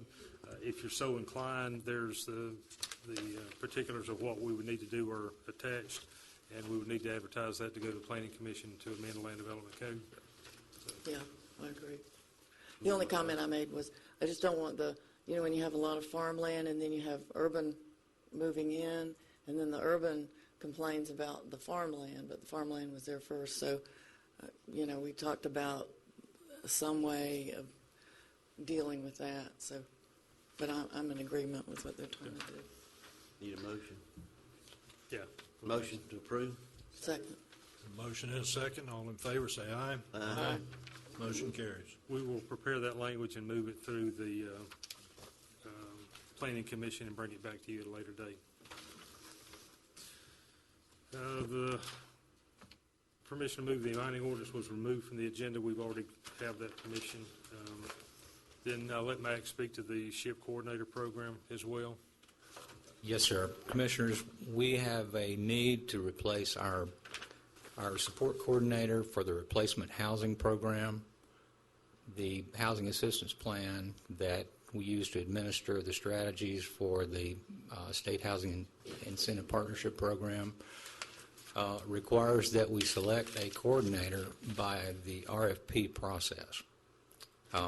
This is actually a non-compensated position, but this is state language that was incorporated into our local housing assistance plan that requires that to be a competitive selection. We do have someone that is interested in that, but we need to go through this process in order to be able to actually select them. Motion to approve. Second. Got a motion and a second. All in favor, say aye. Aye. Motion carries. That's all we have, Mr. Chairman. Mr. Bagby. Good morning, Mr. Chairman, Commissioners. The first item we have on the agenda is pursuant to your direction at the last meeting, we've brought back a draft selection process and a application process. We'd ask for your approval. Our intent is to ask that if you do approve this, that we would accept applications through February 28th. Then we would have the selection screening committee meet on or about March the 6th and bring the new TDC recommendations for chairs 4 through 9 specifically to you on March 11th. That would give us time to conduct sunshine training with the if there are any new members, and then they would be in place for their first meeting which is scheduled the next meeting after the one in February would be April 1st. Mr. Baby, as I understand it then, and I appreciate the existing board for all the people that are on there, but we've got these conflicts we've got to resolve. So they would serve until the 9th of March, is that correct? They would serve, yes, Commissioner, well, until March the 11th when you fill the seats again. And they also would be eligible to be part of the next board if they want to apply Yes, sir. for it. But essentially on March the 11th, the existing board as it's structured will be dissolved, and the new board will be selected that will then reflect compliance with the state law that requires certain That would be representation. correct. Yes, Okay. Commissioner. Okay. I make a motion to approve. Second. A motion and a second. All in favor, say aye. Aye. Motion carries. Okay, and I just want to clarify that on the selection screening committee, the commissioner would be, I assume Commissioner Meadows, but I don't want to, last time I made Well, an it could be assumption. whoever Commissioner Whoever Chapman you decides. Yeah. As far as on the screening Select- committee, The screening committee, yes, sir. It could be whoever he decides. You got time. I mean, You I'm got not- time to do it. You ain't got a minute. I'll advise it later. Okay, thank you. The next item, we pulled this bid originally. The low bidder was not qualified, and we've recompeted this. We have a qualified bidder for the Grayton Beach Walkover project at $353. We ask for approval. Motion to approve. Second. Motion and a second. All in favor, say aye. Aye. Motion carries. Our Turtle Watch contract expires May 11th of this year. We ask for permission to go out and rebid the process. Motion to approve. Second. Motion is second. All in favor, say aye. Aye. And motion carries. On items 4 and 5, you previously approved the appropriation for this, but we didn't have a legislative finding with that. We'd ask that you approve item 4 and item 5, approve the legislative finding for those actions. Motion to approve. Second. Motion is second. All in favor, say aye. Aye. Motion carries. And the only updates, I want to let you know that the title searches are now complete for the Hurricane Storm Protection Act. We will now go into the process of trying to get the easements, the construction easements, and also distributed to you today. We have a brand new visitor's guide. It is absolutely gorgeous. John Irvin and his team and Zender did a marvelous job. And subject to your questions, that's all I have. Any questions? Thank you, Mr. Bagby. Mr. Davis. Yeah, thank you, Commissioners. I have pulled the first item. The second item I have is approve a resolution establishing the highest and best use for the real property on College Avenue, that the highest and best use is for the long-term lease to Emerald Coast Children's Advocacy Center for the purpose of constructing a children's advocacy center. And I'd ask you to approve the resolution. Motion to approve. Second. Motion is second. All in favor, say aye. Aye. Motion carries. Thank you. The second item I have is essentially the same resolution, except it is for highest and best use of certain real property in Mossy Head, allowing for the sale of the property as previously discussed. Motion to approve. Second. Motion is second. All in favor, say aye. Aye. Motion carries. Thank you, Commissioners. Okay. Public hearing. Need a motion open. Motion. Second. Motion is second. All in favor, say aye. Aye. This is a public hearing. Mr. Jones, you'll read the context, please. To approve a resolution amending the budget to move $60,110 from each the proportionate fair share account into the general fund and from the landfill reserve fund into the county transportation fund for the design and engineering of the 30A bridge at Big Redfish Lake for fiscal year 2013 to 14. This is a public hearing. Is there any public comments? Seeing none, what's the board's wishes? Motion to approve. Second. Motion and a second. All in favor, say aye. Aye. Motion carries. Mr. Chairman, based on that approval, we request you approve the Big Redfish Lake design, Big Redfish Lake Bridge design task work order in the amount of $120,000, $120,220 to Pebble Ridge Consulting Engineers. Motion to approve. Second. Got a motion and a second. All in favor, say aye. Aye. Motion carries. Commissioner Meadows. Yes, Oh, excuse me, we need a motion to close. Motion to close the public hearing. second. Got a motion and a second. All in favor, say aye. Aye. Motion carries. We've been working on this noise issue off and on for probably 6 to 9 months. Mark Davis has been working on it with us. The Sheriff's Office has been working on it with us. And I thought this might be a good idea to bring today to the board a couple of some information. We have an existing noise ordinance that's 2003-09. This is our existing noise ordinance.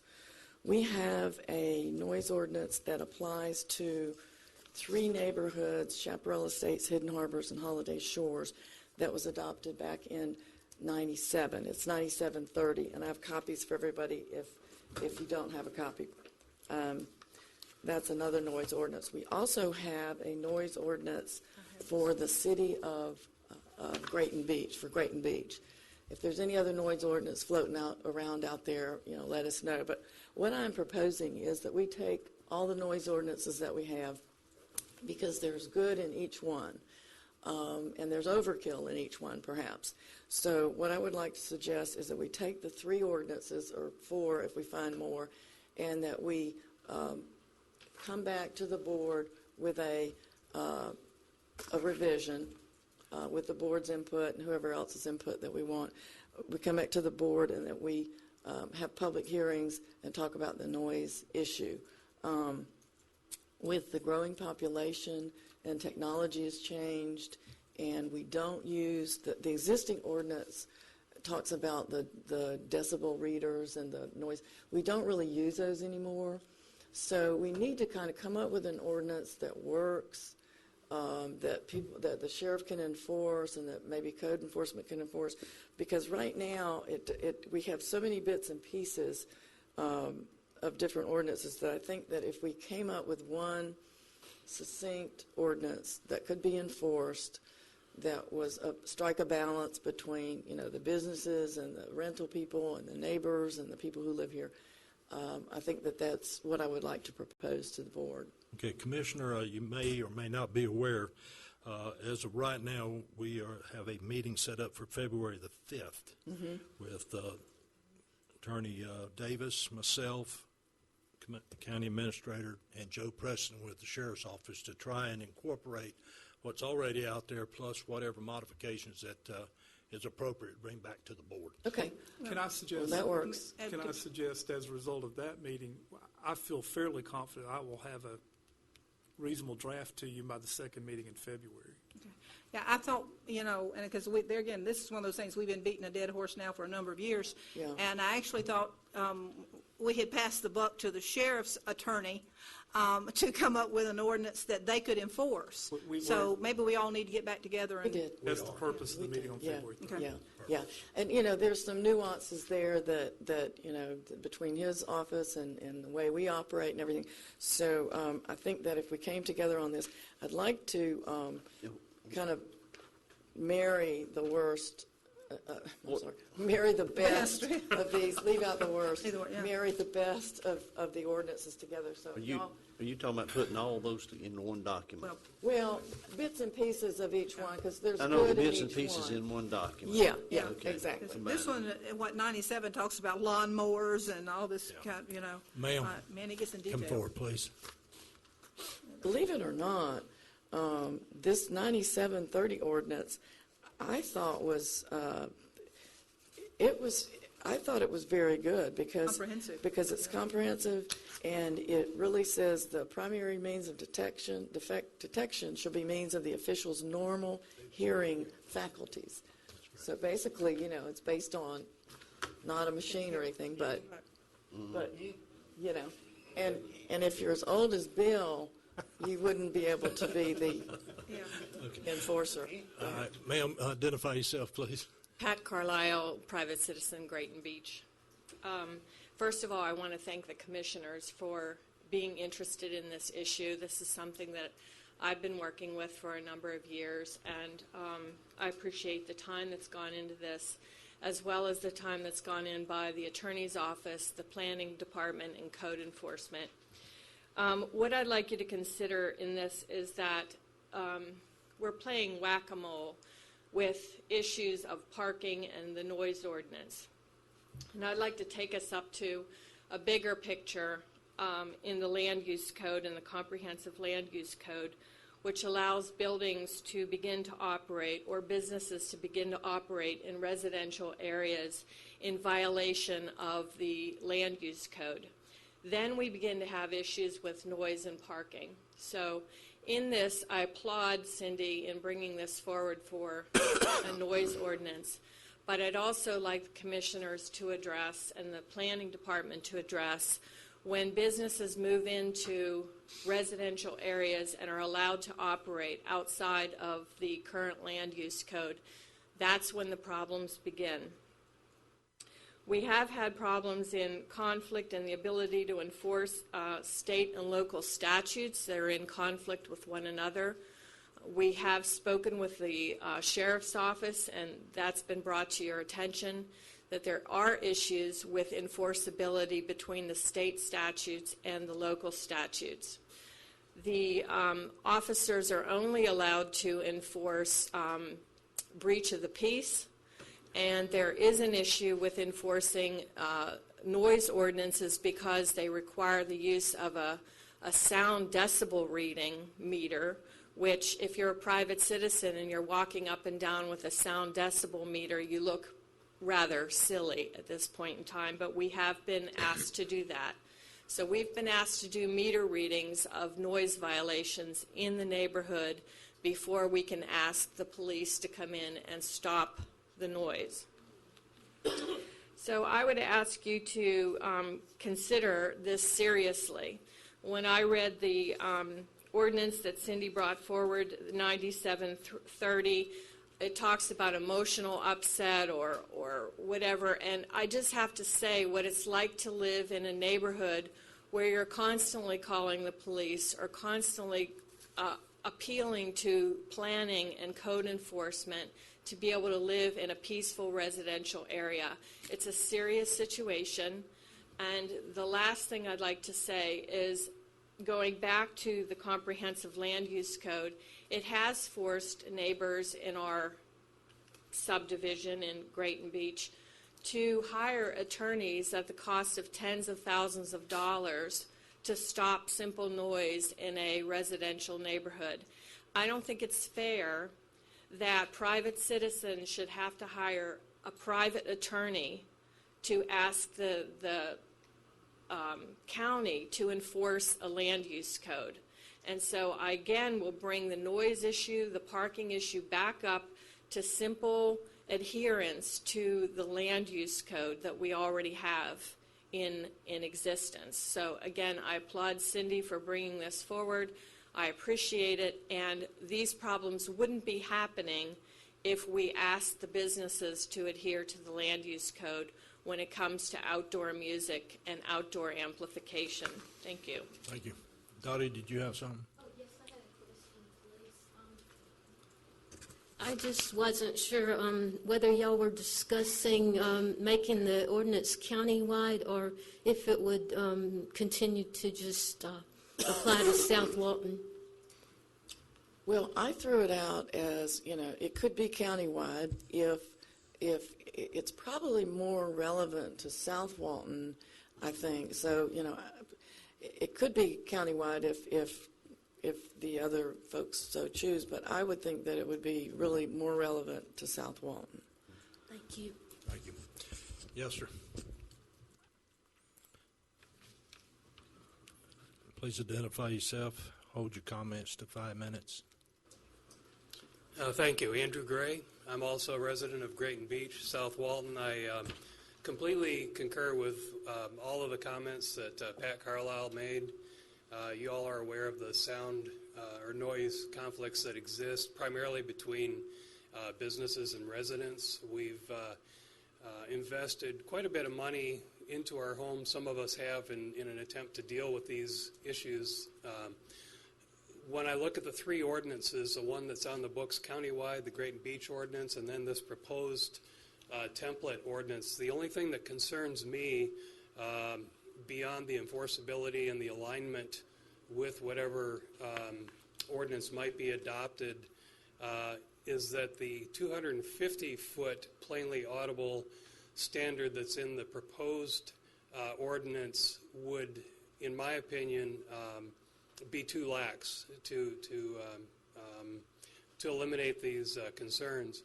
Reason being, if with the current typical setbacks, 7 to 8 feet beside your house, 20 feet behind your house, if your neighbor with that setback is producing sounds that are clearly audible 100 feet from the property line, you will hear that in your house, but subjectively speaking, it can be tolerable. If, on the other hand, the 250-foot plainly audible standard were enacted and you had the same setback, 8 feet, 20 feet, that would be intolerable to most people. You would hear it in your house quite a bit. It would be a low, typically a bass thumping. All right. Thank you. Thank you.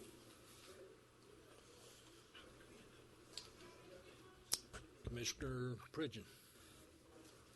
Yes, I've had the residents in the area up at around the Nipper property where they do the parachute diving and I'm sorry, I skipped over Mr. Renfeld. I'll go ahead and then they. But since you already started, go ahead. The residents are concerned about the parachute jumping, and we've been in dealing with this with code enforcement now. So for several years. And they want some resolution, or want to know when can this be resolved, or what we can do about getting this done. I mean, it's just been going on long enough for us to you know, I mean, it's an issue with them, and it continues to be an issue. And Let me update you on the litigation. As you know, we had initiated a code enforcement action against the Nippers to ask the Code Enforcement Board to fine them for using their property for commercial venture in an area which doesn't allow that. And the commercial venture is they are charging folks to take them up on an airplane from a privately constructed airfield on their property, and they're being paid to jump out of those airplanes to skydive. They're also, from what we have been able to determine, conducting some kind of helicopter training, although we're not entirely sure. Excuse me, but are we supposed to be talking about this because I'm it's just going to give her a in quick a public update hearing on because it's under litigation? I just wanted to let him know where we were in the litigation. He asked me where we were, so I just going to. That should be, you know, that should go on between public and I'm not- ground. I'm I mean, I'm just saying that that's the rule that we've always gone by on everything else. Well, maybe, Mark, if you just say, okay, it's in litigation, we're going to go to wherever's the next level and let it go. We're in that place where we're about to hopefully have a final hearing on it. I'm sorry, Commissioner, you're exactly right. We should do that. You know, and I know that people are anxious, but I tell you what, in South Walton, we've had 3 code cases that we let a school operate for a year and a half without a DO. We let we've left people to leave their stuff out in the scenic corridor that they constructed for over 9 months. These are things that are happening in South Walton all the time. So I think that the fact that they're now, some of them are moved to North Walton, I think that, you know, there should be a better understanding about what we're going through down there and how long it takes the system to actually get something done. A year and a half operating as a school without a DO. That's how long it took. So wanted to make those comments because... I'll meet with you, Commissioner. Okay. Okay. Anything else, Mr. Bridges? No, sir. Mr. Infeld, you have anything? No. Commissioner Commander, already talked to you, or did we bypass? You didn't talk to me. You bypassed me, but that's all right. No, I don't have sorry. anything at this time. You got anything? Just in case. No, I have nothing. We have a citizen's request, John Bellenoff, if I pronounced that correct. Come forward, please. Cindy, is that school, is that in litigation? Yeah, I know. I'll give it on. Thank you, Commissioners, and I'd like to let you know I have a report from from Beaver Lake when the residents got together and did some improvement. We have some reports here for the.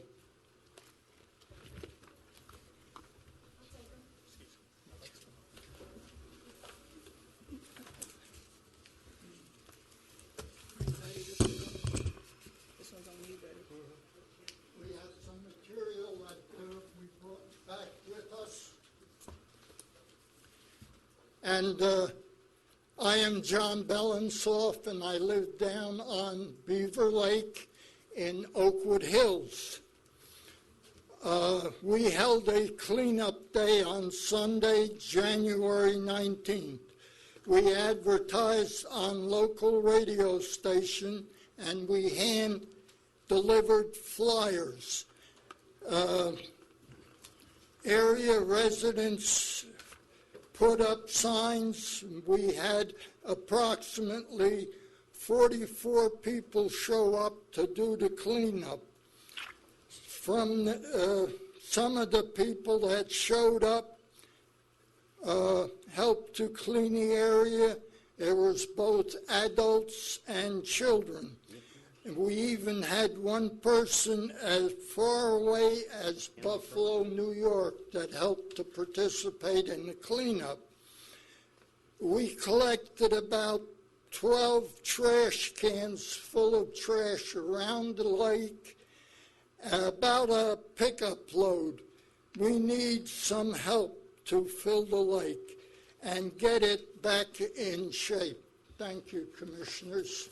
Commissioner Enfield. Mr. Chairman, first of all, Mr. Belensoff, I thank you for the initial efforts.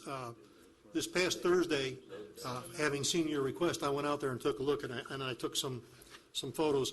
And on the north side of the lake, y'all did a very nice job of cleaning up. I can't say as much for the south side. I've got 40 pages here of bottles and cans and debris and bags of trash that are sitting there. Nonetheless, I appreciate the effort.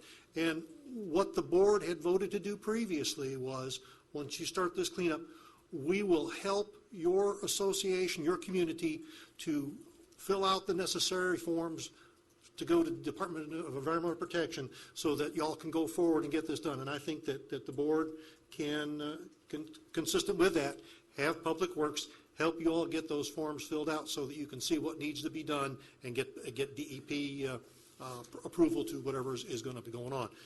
I would ask, though, that I appreciate that you made the initial effort and the trash that you picked up. There's still a lot there that's got to get picked up. We will eventually have another meeting and another... And I appreciate that, and I think the board, am I still correct, that we still would encourage that our Public Works people will help them fill out the necessary permit applications to DEP. Thank you. Thank you. Thank you. All right. Chairman, pursuant to the last board meeting where we had some conversations about tax increment financing in their districts and their creation, we've invited Robert Sheets from Government Services Group to give you a brief overview of that process, and we look forward to Robert doing that. Welcome. Thank you. Mr. Chairman, Commissioners, Mr. Jones, as I said, my name is Robert Sheets. Do I just hit the up button to forward that through? The purpose of this first of all, is to be very brief.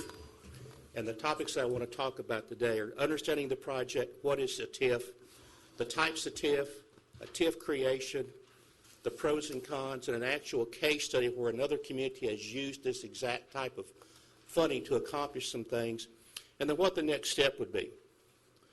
Understanding the project, as we understand, the county wants to fund certain capital improvement programs. Wastewater lines, roads, drainage. Two potential projects we've been made aware of is US 331 from South Walton to Defuniak Springs and CR30A. Now, what is a TIF? This is a rather lengthy description, but a TIF allows local government to annually capture and spend portions of incremental tax revenue and ad valorem taxes. The tax increment increase in real property taxes is the difference between the taxes generated before the improvement is made and basically after the improvement is made. The value of the real property is determined on a fixed date. You set a fixed date, and anything beyond that point is considered an increment for your use based on the program and how you've designed it. The taxing authority continues to generate tax revenues for those dollars based on how you've structured it and for the life of the program. The tax increment revenues are then calculated thereafter from an increase in the value of the real property, or the TIF, and based on the frozen year. Statutory authorization, you're probably familiar with many of these, is pursuant to Chapter 163. The Transportation Development Authority is also pursuant to Section 163. But what we're also going to talk about is what we call a home rule TIF, where you simply, through your legislative process, make a decision to define an area, define what the improvement is, and define the benefit, and then you, by your legislative process, determine how much or what portion of that increment will be set aside to pay for that improvement. Under that approach, you're not dealing with the school board's TIF or anything else. You're dealing with that strictly through your legislative process, and you can design it to fit your needs. The CRA creation is first finding a necessity, a condition that meets statutory criteria if you do it under state statute.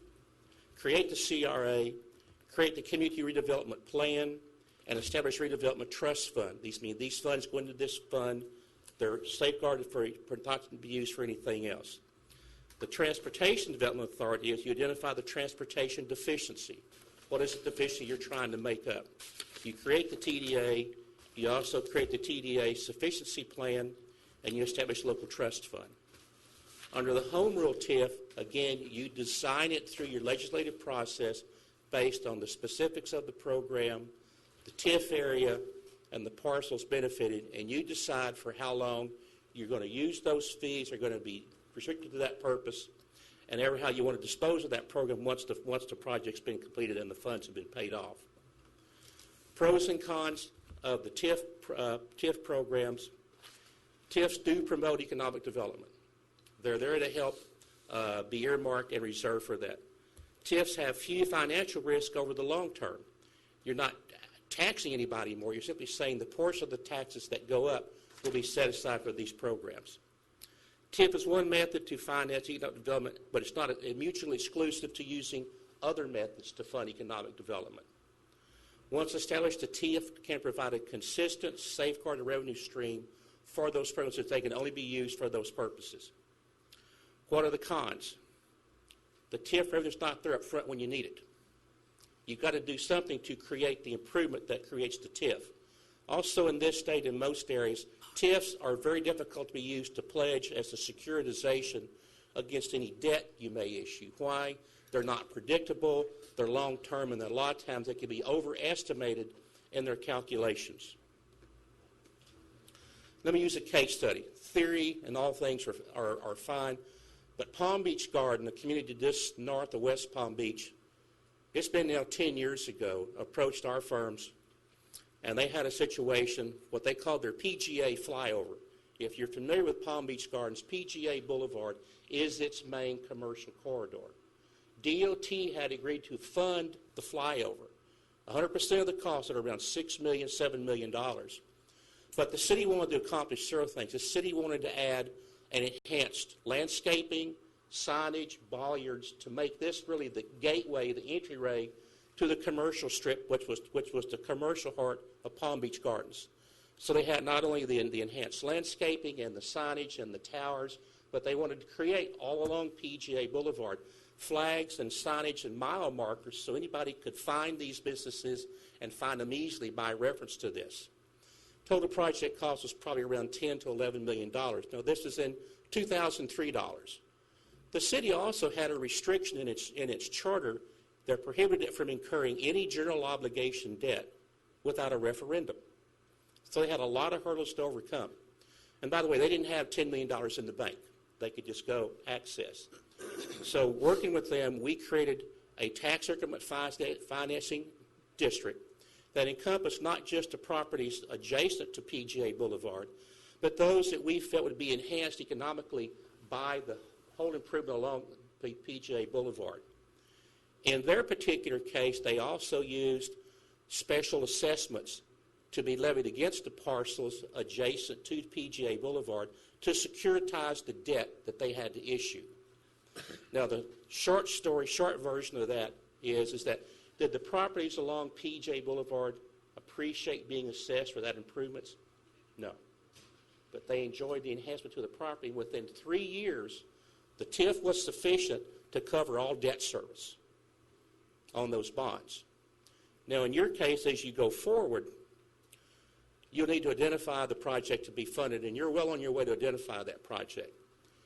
Identify the benefit area, whether you do the TIF under a statutory program or the home rule. You should identify the area benefited. Develop project cost, develop a TIF projected revenue program. And most importantly, what additional revenue sources will the county be prepared to pledge to initiate these improvements? It can be gas tax, it can be sales tax, it can be special assessment, but you'll have to find the money somewhere to make the improvements. Once the TIF is created, you can use those monies to pay back those monies or support those debts as you move forward. And to the citizens, those aren't additional taxes. Those are the taxes they'd be paying anyway, but you're saying by your own legislative power that a portion of that revenue will go to support that debt. And guess what? When the debt's paid off, all the increment then comes back to the county, or you can earmark that county for additional economic development along that area. Now, I've covered a lot very quickly. I've committed to Mr. Jones that Camille, who you're very accustomed to seeing here, will be happy to come back and answer any questions either in a workshop setting or an individual meeting section. But these can work. They have worked, and we can show you examples, not just in quote theory, but where these programs have worked to meet specific improvement needs. I'll be happy to answer any questions. Mr. Chairman, I got a comment, and I think the projects that Commissioner Meadows has identified are extremely important to Walton County, not just below the bay. It's important to all of Walton County, and I think that we need to go forward, and whether it's TIF or some other creative method of doing it, we need to get these projects going and getting them addressed, and it's because it's for the good of all of Walton County. So I appreciate what you set out here. My concern is that the slow economic growth of property values may not be enough for the TIF to come necessarily off of ad valorem taxes. But your item number 5 has given me some ideas of some other augmentations that might be available to do that until the properties come up. So I appreciate very much what the presentation is here, but I would urge the board to go forward with seeing what we can do to accomplish not only the ones that Commissioner Meadows has identified, but if we get some in the future that might be benefiting this, and especially as former Commissioner Jones has identified for the 331 project. So I would urge the board to continue to go forward. We potentially borrow money and use the TIF to pay it back? That's the essence of it. But in case initially the amount of property value increase doesn't cover the debt, you've got other parts of county available that would be as a backstop to it. To the extent, as my understanding, to the extent that the property tax portion of the TIF wouldn't cover it, this secondary pledge would be enough to cover it and make sure that it was a viable financing source. You would certainly want to refer to the county's, your financial advisor, but we know in all of the projects that we've been involved with, it's very hard to go borrow money and stand on your own from a securitization with just simply the TIF revenues. I don't know of any bond issue, at least in Florida, I'm aware of, that can be issued based just on the TIF revenues by themselves. There has to be some other collateralization. I understand that, but we could use the TIF money if we borrowed the money to pay it back. Yes, ma'am. And it's been done in other cases, and it's worked quite successfully. And I would want to avoid a special assessment on anybody, and I think that the program could work well, but we need to be addressing these projects. Well, I agree with Commissioner Meadows, all three of you on this project, because not only has she got the concerns and issues across the bay, 331 is, as everybody knows, is in the process of being 4-lane widening, and that, I believe, will become a commercial enterprise or district down through there. But aside from her 12 mil, give or take, we're looking at a minimum of 25 million just to put water and sewer out along the 331 corridor. So we're already in excess of $35 million. And trying to find the funding that will make up that, not all in 1 year, but over a period of time, is going to be our nemesis. If you take a look at step 4 in this chart there, that's going to be part of what this process is. There's no magic formula to say, oh, today we're going to do this, but certainly when we do all of items 3 and 4, and we can get to 5, I would ask the board to keep going forward with this process. Well, I agree with that. These are not projects in which you make a leap of faith. Right. You need to have your numbers, and if anything, you need to be conservative with your numbers, because you say you're relying on the TIF dollars to come as a result of a improvement that brings the economic activity that increases the TIFs, that gives you a chance to pay back or take the burden off another source of revenue to cover whatever debt you have to issue. All right. Commissioners, Senator Robert, we appreciate you coming. Thank you. All of y'all do for us in Walton County. We will reach out to each of you and schedule a time for Camille to come and sit down with you to give you a little more in-depth. And I would encourage you in those conversations, be frank with her on what we're trying to do and what you see it doing, because these guys have been pretty creative over time and figured out how to get some things done. So, it'd be a good time to utilize their expertise and the funding mechanisms that are available. Thank you, Robert. Thank you, Robert. Appreciate it. All right. That's the end of the regular agenda. Let's take a break to about 11:30. Remember, Mr. Chairman, we get off at noon today, so well, run as long as you want to run. Some of you do. Hey, and I speak to the Kiwanis Club at noon. Yep. Got a sign. Oh.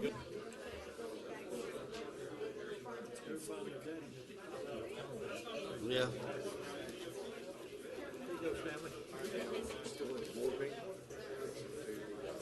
Hammer down, Jack.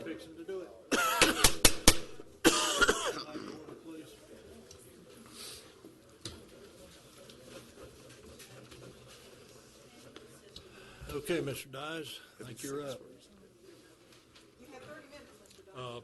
Also, at the request of the county attorney, asked number 6 on the agenda be brought forward first. Yes, thank you.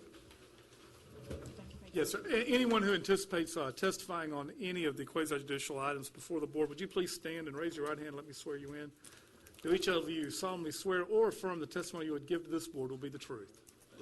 Thank you. Is there any objections to any notice that's been published for any of the quasi-judicial items? I want one person to say aye. Hearing none, it's up to you, Mr. Mr. Dyes. Oh, I'm going to Mr. lie. Chairman, I have a conflict from business standpoint on item 6, so I am going to leave the room.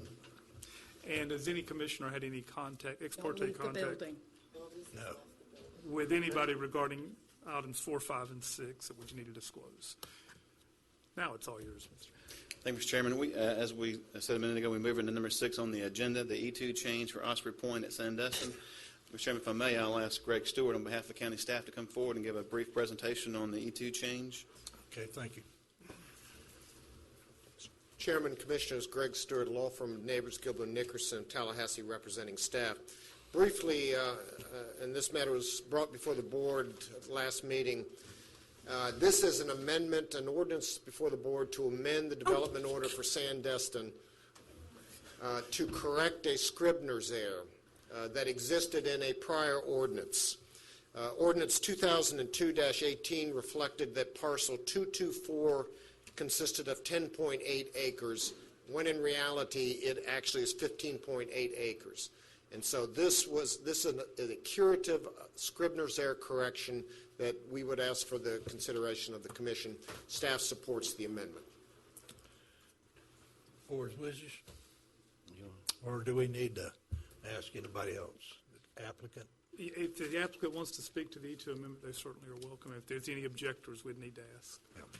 Very briefly, Dean Burgess with Emerald Coast Associates. We are here on behalf of the owner app and of this request. I think Mr. Stewart did a good job of explaining the nature of the request. It was simply a reporting error as best as we can tell, and this is to correct the record and return it back to 15.8 acres, which we've also ascertained through description, sketch, and survey. Could somebody refresh my memory from the last meeting? Didn't we discuss if we pass this, they would wait for something until we had the hearing on the 3rd, or? Let me. Could you clarify all that for me? Mr. Stewart, if you would, let me have Mr. Matthews and Mr. Vorbeck tell you where we are on that particular process, and it is part of the E2. Who wants to go first? Dana or Carrie? I think they're going together today. I think they are today. Come up arm in arm. We're going to talk. To take a picture. Oh, my God, yes. And I'm sure this bizarre weather is a result of our new camaraderie. Trying to stay warm, are we? I'm going to answer Commissioner Commander's question, but in kind of a roundabout way. We received your message loud and clear at the last meeting, and we participated in 2 days' worth of mediation last week between Sandestin Owners Association and the Sandestin Investments and representatives and the lawyers, and it was a very good 2 days. We're still in mediation. We resolved some issues that we're going to speak to briefly today, and we have other things that we're going to be working on. And so to answer your question, we've agreed that SOI is not opposing this, y'all granting the E2 request, as Mr. Stewart, DEO, West Florida Regional Planning Council, everybody's agreed to, that meets the legal requirements. They're also not going to object to the county issuing an immediate development order on Osprey Point. As y'all know, that was the last thing that needed to be done was the E2. And they're not going to object to some other development orders and permits that have previously been issued.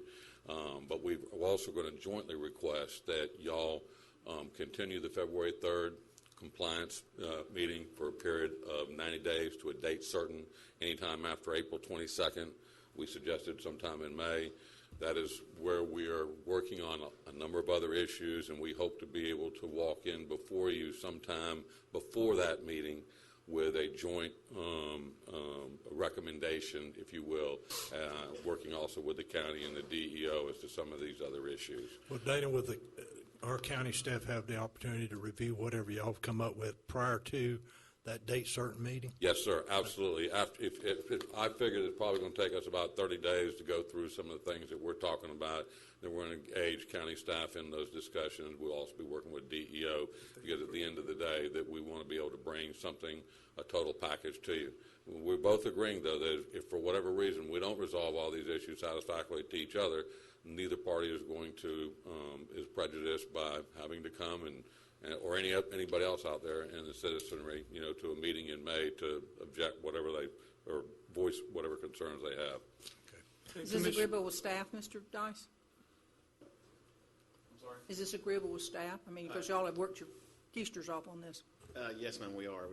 We're totally in agreement with this. Greg, you have anything? One other issue, though, that there was a change because we were not going to be issuing the development approval for Osprey Point, so that is a change from the last meeting. But it is also my understanding that no other applications will be filed for issuance of development orders until we've had this opportunity to have the hearing. With the exception of a development order for the chapel. That is the only other thing that we would be able to file within the next 90 days, and SOA would not object it. That hasn't happened yet. It's not an issue. Staff hasn't, done a formal application pending. Okay, Mr. Vorbeck, you have any comments? No, Gary Vorbeck for the record, representing the SOA, Sandestin Owners Association. No, that's correct. What Dana just stated and what staff just stated, that's correct. And there's been a sincere effort on both sides to negotiate in good faith. And we have a lot to finish, a lot to get to. And our goals may be even different what we want to do right now. But honestly, the SOA's goal is to, in this negotiation, to put Sandestin's acrimony to rest. And that's the goal, and I think that's the goal of the developer too. And so that's where we want to get to. So we appreciate everything the board has done. We appreciate setting this hearing. All we're just asking for the hearing continue to be pending, but it be continued for 90 days, and allow the parties to get together and finish off the negotiations we got. But in good faith, we're looking at this in kind of a couple phases, but in good faith, the first phase is this, what Dana described to you and what staff has described to you. So we urge you to follow along with that. But please set the hearing 90 days out so we can finish our business. Mr. Stewart, You have no do you have any objection to further the comments? chapel? We're not objecting to the Osprey Point or the chapel. Commissioner Commander, the chapel we are working through. We had a meeting about that. We're still working that process. Early in the stage, from our perspective, to say what we're going to do with that yet, but we're working with that issue right now. Let me make a few comments before we go a whole lot further. First of all, I think we can reset the date for the compliance hearing for May 13th. That's the commission meeting date. That'd be fine. We need a motion. That way we have Need a motion Yes, for we that? will need a motion. So moved. Second. And a motion and a second. All in favor, say aye. Aye. And I want to Motion make carries. 2 or 3 things fairly clear and make sure we have a clear record. Make sure we understand, although they're negotiating an agreement between themselves, obviously the staff and the county is not bound by that agreement, or anybody else for that matter. We would have an opportunity to review it. It has to be approved by the commission. If there's objectors or if the staff objects, that would be brought to the commission at that time. Secondly, Osprey Point was one of the developments in the hopper that were deemed to be treated as minor development orders under a previous policy. That policy has now been changed. If it otherwise qualifies for a major development order, it will be treated that way, whatever the application is, worship, I don't know if the worship center is or not, but whatever it is from this point forward in all the DRIs, if it otherwise qualifies, it will be treated as a major.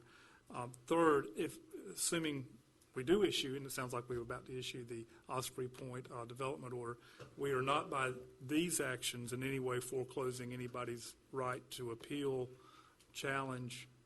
They're agreeing not to appeal, they being the Sandestin Homeowners Association, but that doesn't foreclose anybody else from making those challenges. So I just want to make sure those things were clear on the record.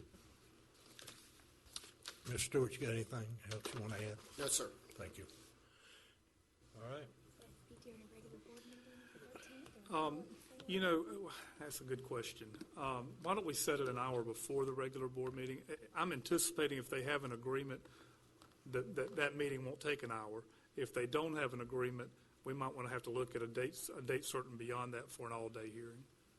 Okay, I would assume that by the time we get to that May meeting, y'all will have come to an agreement, and staff had had the opportunity to review it to make sure we're okay with it too, so it shouldn't take long at that particular meeting.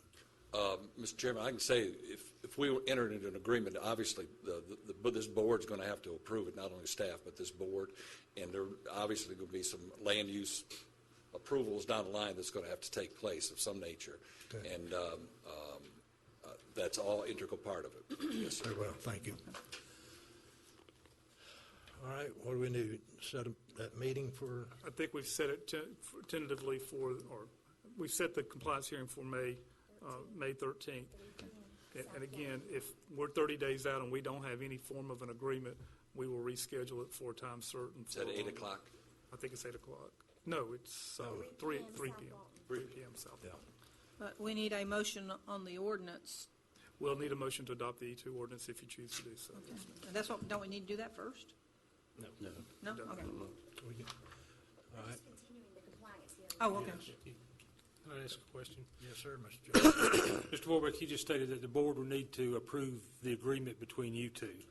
I think you guys can come to whatever agreements you choose to enter into amongst yourself, but the board's going to have to, through staff, acquiesce to your position or tell you why we disagree with it. Yeah, absolutely. Okay.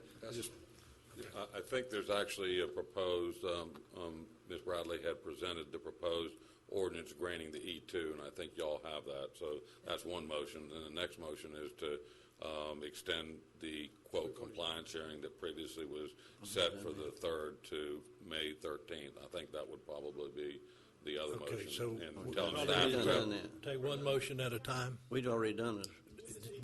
We Motion to approve the ordinance, Second. on the E2 change? E2 change. Okay, we got a motion and a second. All in favor, say aye. Aye. Motion carries. Thank you. Thank you all. Alrighty. And it's been continued? Yes. Yeah. Okay. Okay. Commissioner Dyes? Thank you, Mr. Chairman. That brings us to number 1 under the legislative items, which is the floodplain management ordinance. This is the second reading of this, and we asked for approval. There have been no changes since the previous. Correct. Motion to approve. Second. What am I motioning? We'll get it to you. Okay, Mr. Chairman, the second item on the... Hold, we ain't voted on that one. I'm sorry. Got a motion and a second. All in favor, say aye. Aye. Motion carries. Go ahead, sir. Mr. Chairman, that brings us to number 2 on the agenda, Prominence DRI PUD large-scale amendment. Adoption hearing for this as well, a second hearing. We request approval. Second. Got a motion and a second. All in favor, say aye. Aye. Motion carries. Mr. Chairman, number 3 on the agenda is the Land Development Code Land Use Ordinances. I'll ask Tim Brown to come up real quickly and give a brief description of what we're trying to change here.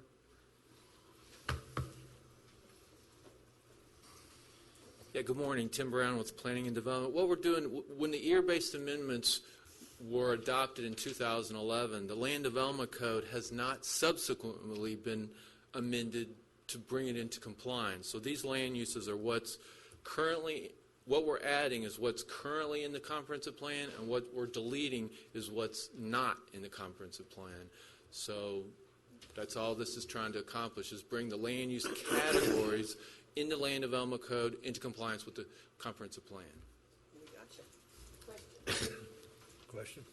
Yeah, on page 6 of 16, is there still locational criteria for the industrial land uses? Yes, that's in the comp plan. That's in the comp plan, okay. Okay, trying to keep these two straight. So if someone comes in and wants a change in land use, they'll just apply for industrial. Right. Is that true? We also do have light industrial, but there's no longer medium and heavy. Okay, okay. One is in North Walton, the other's in South Walton. Okay. Just wanted to to clarify that for myself. Any other questions? Board's wishes? Maybe that's first hearing. That's It says first hearing. first reading. All right. Mhm. Very well. Commission, Yes. It says first. It's first hearing, first hearing. First hearing on there. Let's see adoption. Okay.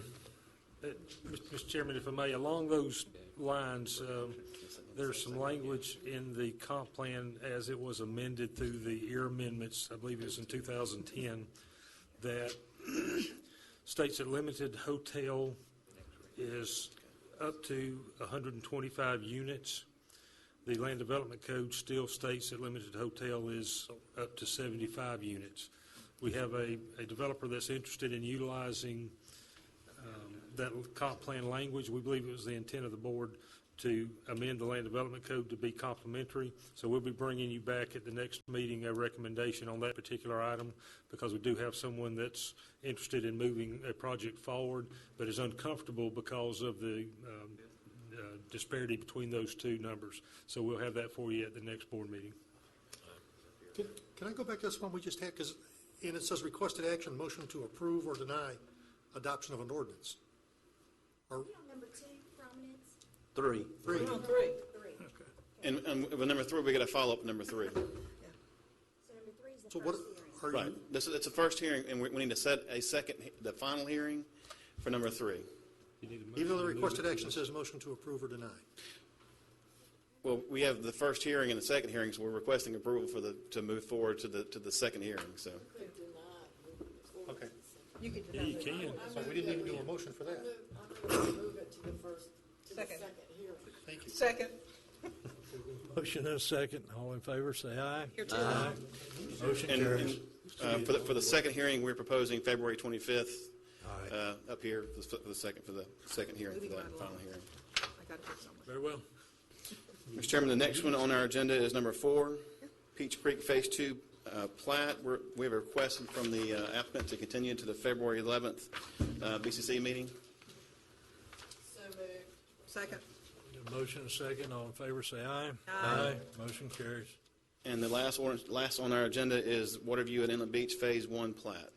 You're requesting approval of that. Motion to approve. Second. Motion and a second. All in favor, say aye. Aye. Motion carries. Anything else for staff towards what needs to be done? Be safe out there, folks. Seeing none? Motion. Got 4 minutes to work. We got out before the bridge froze. I got time.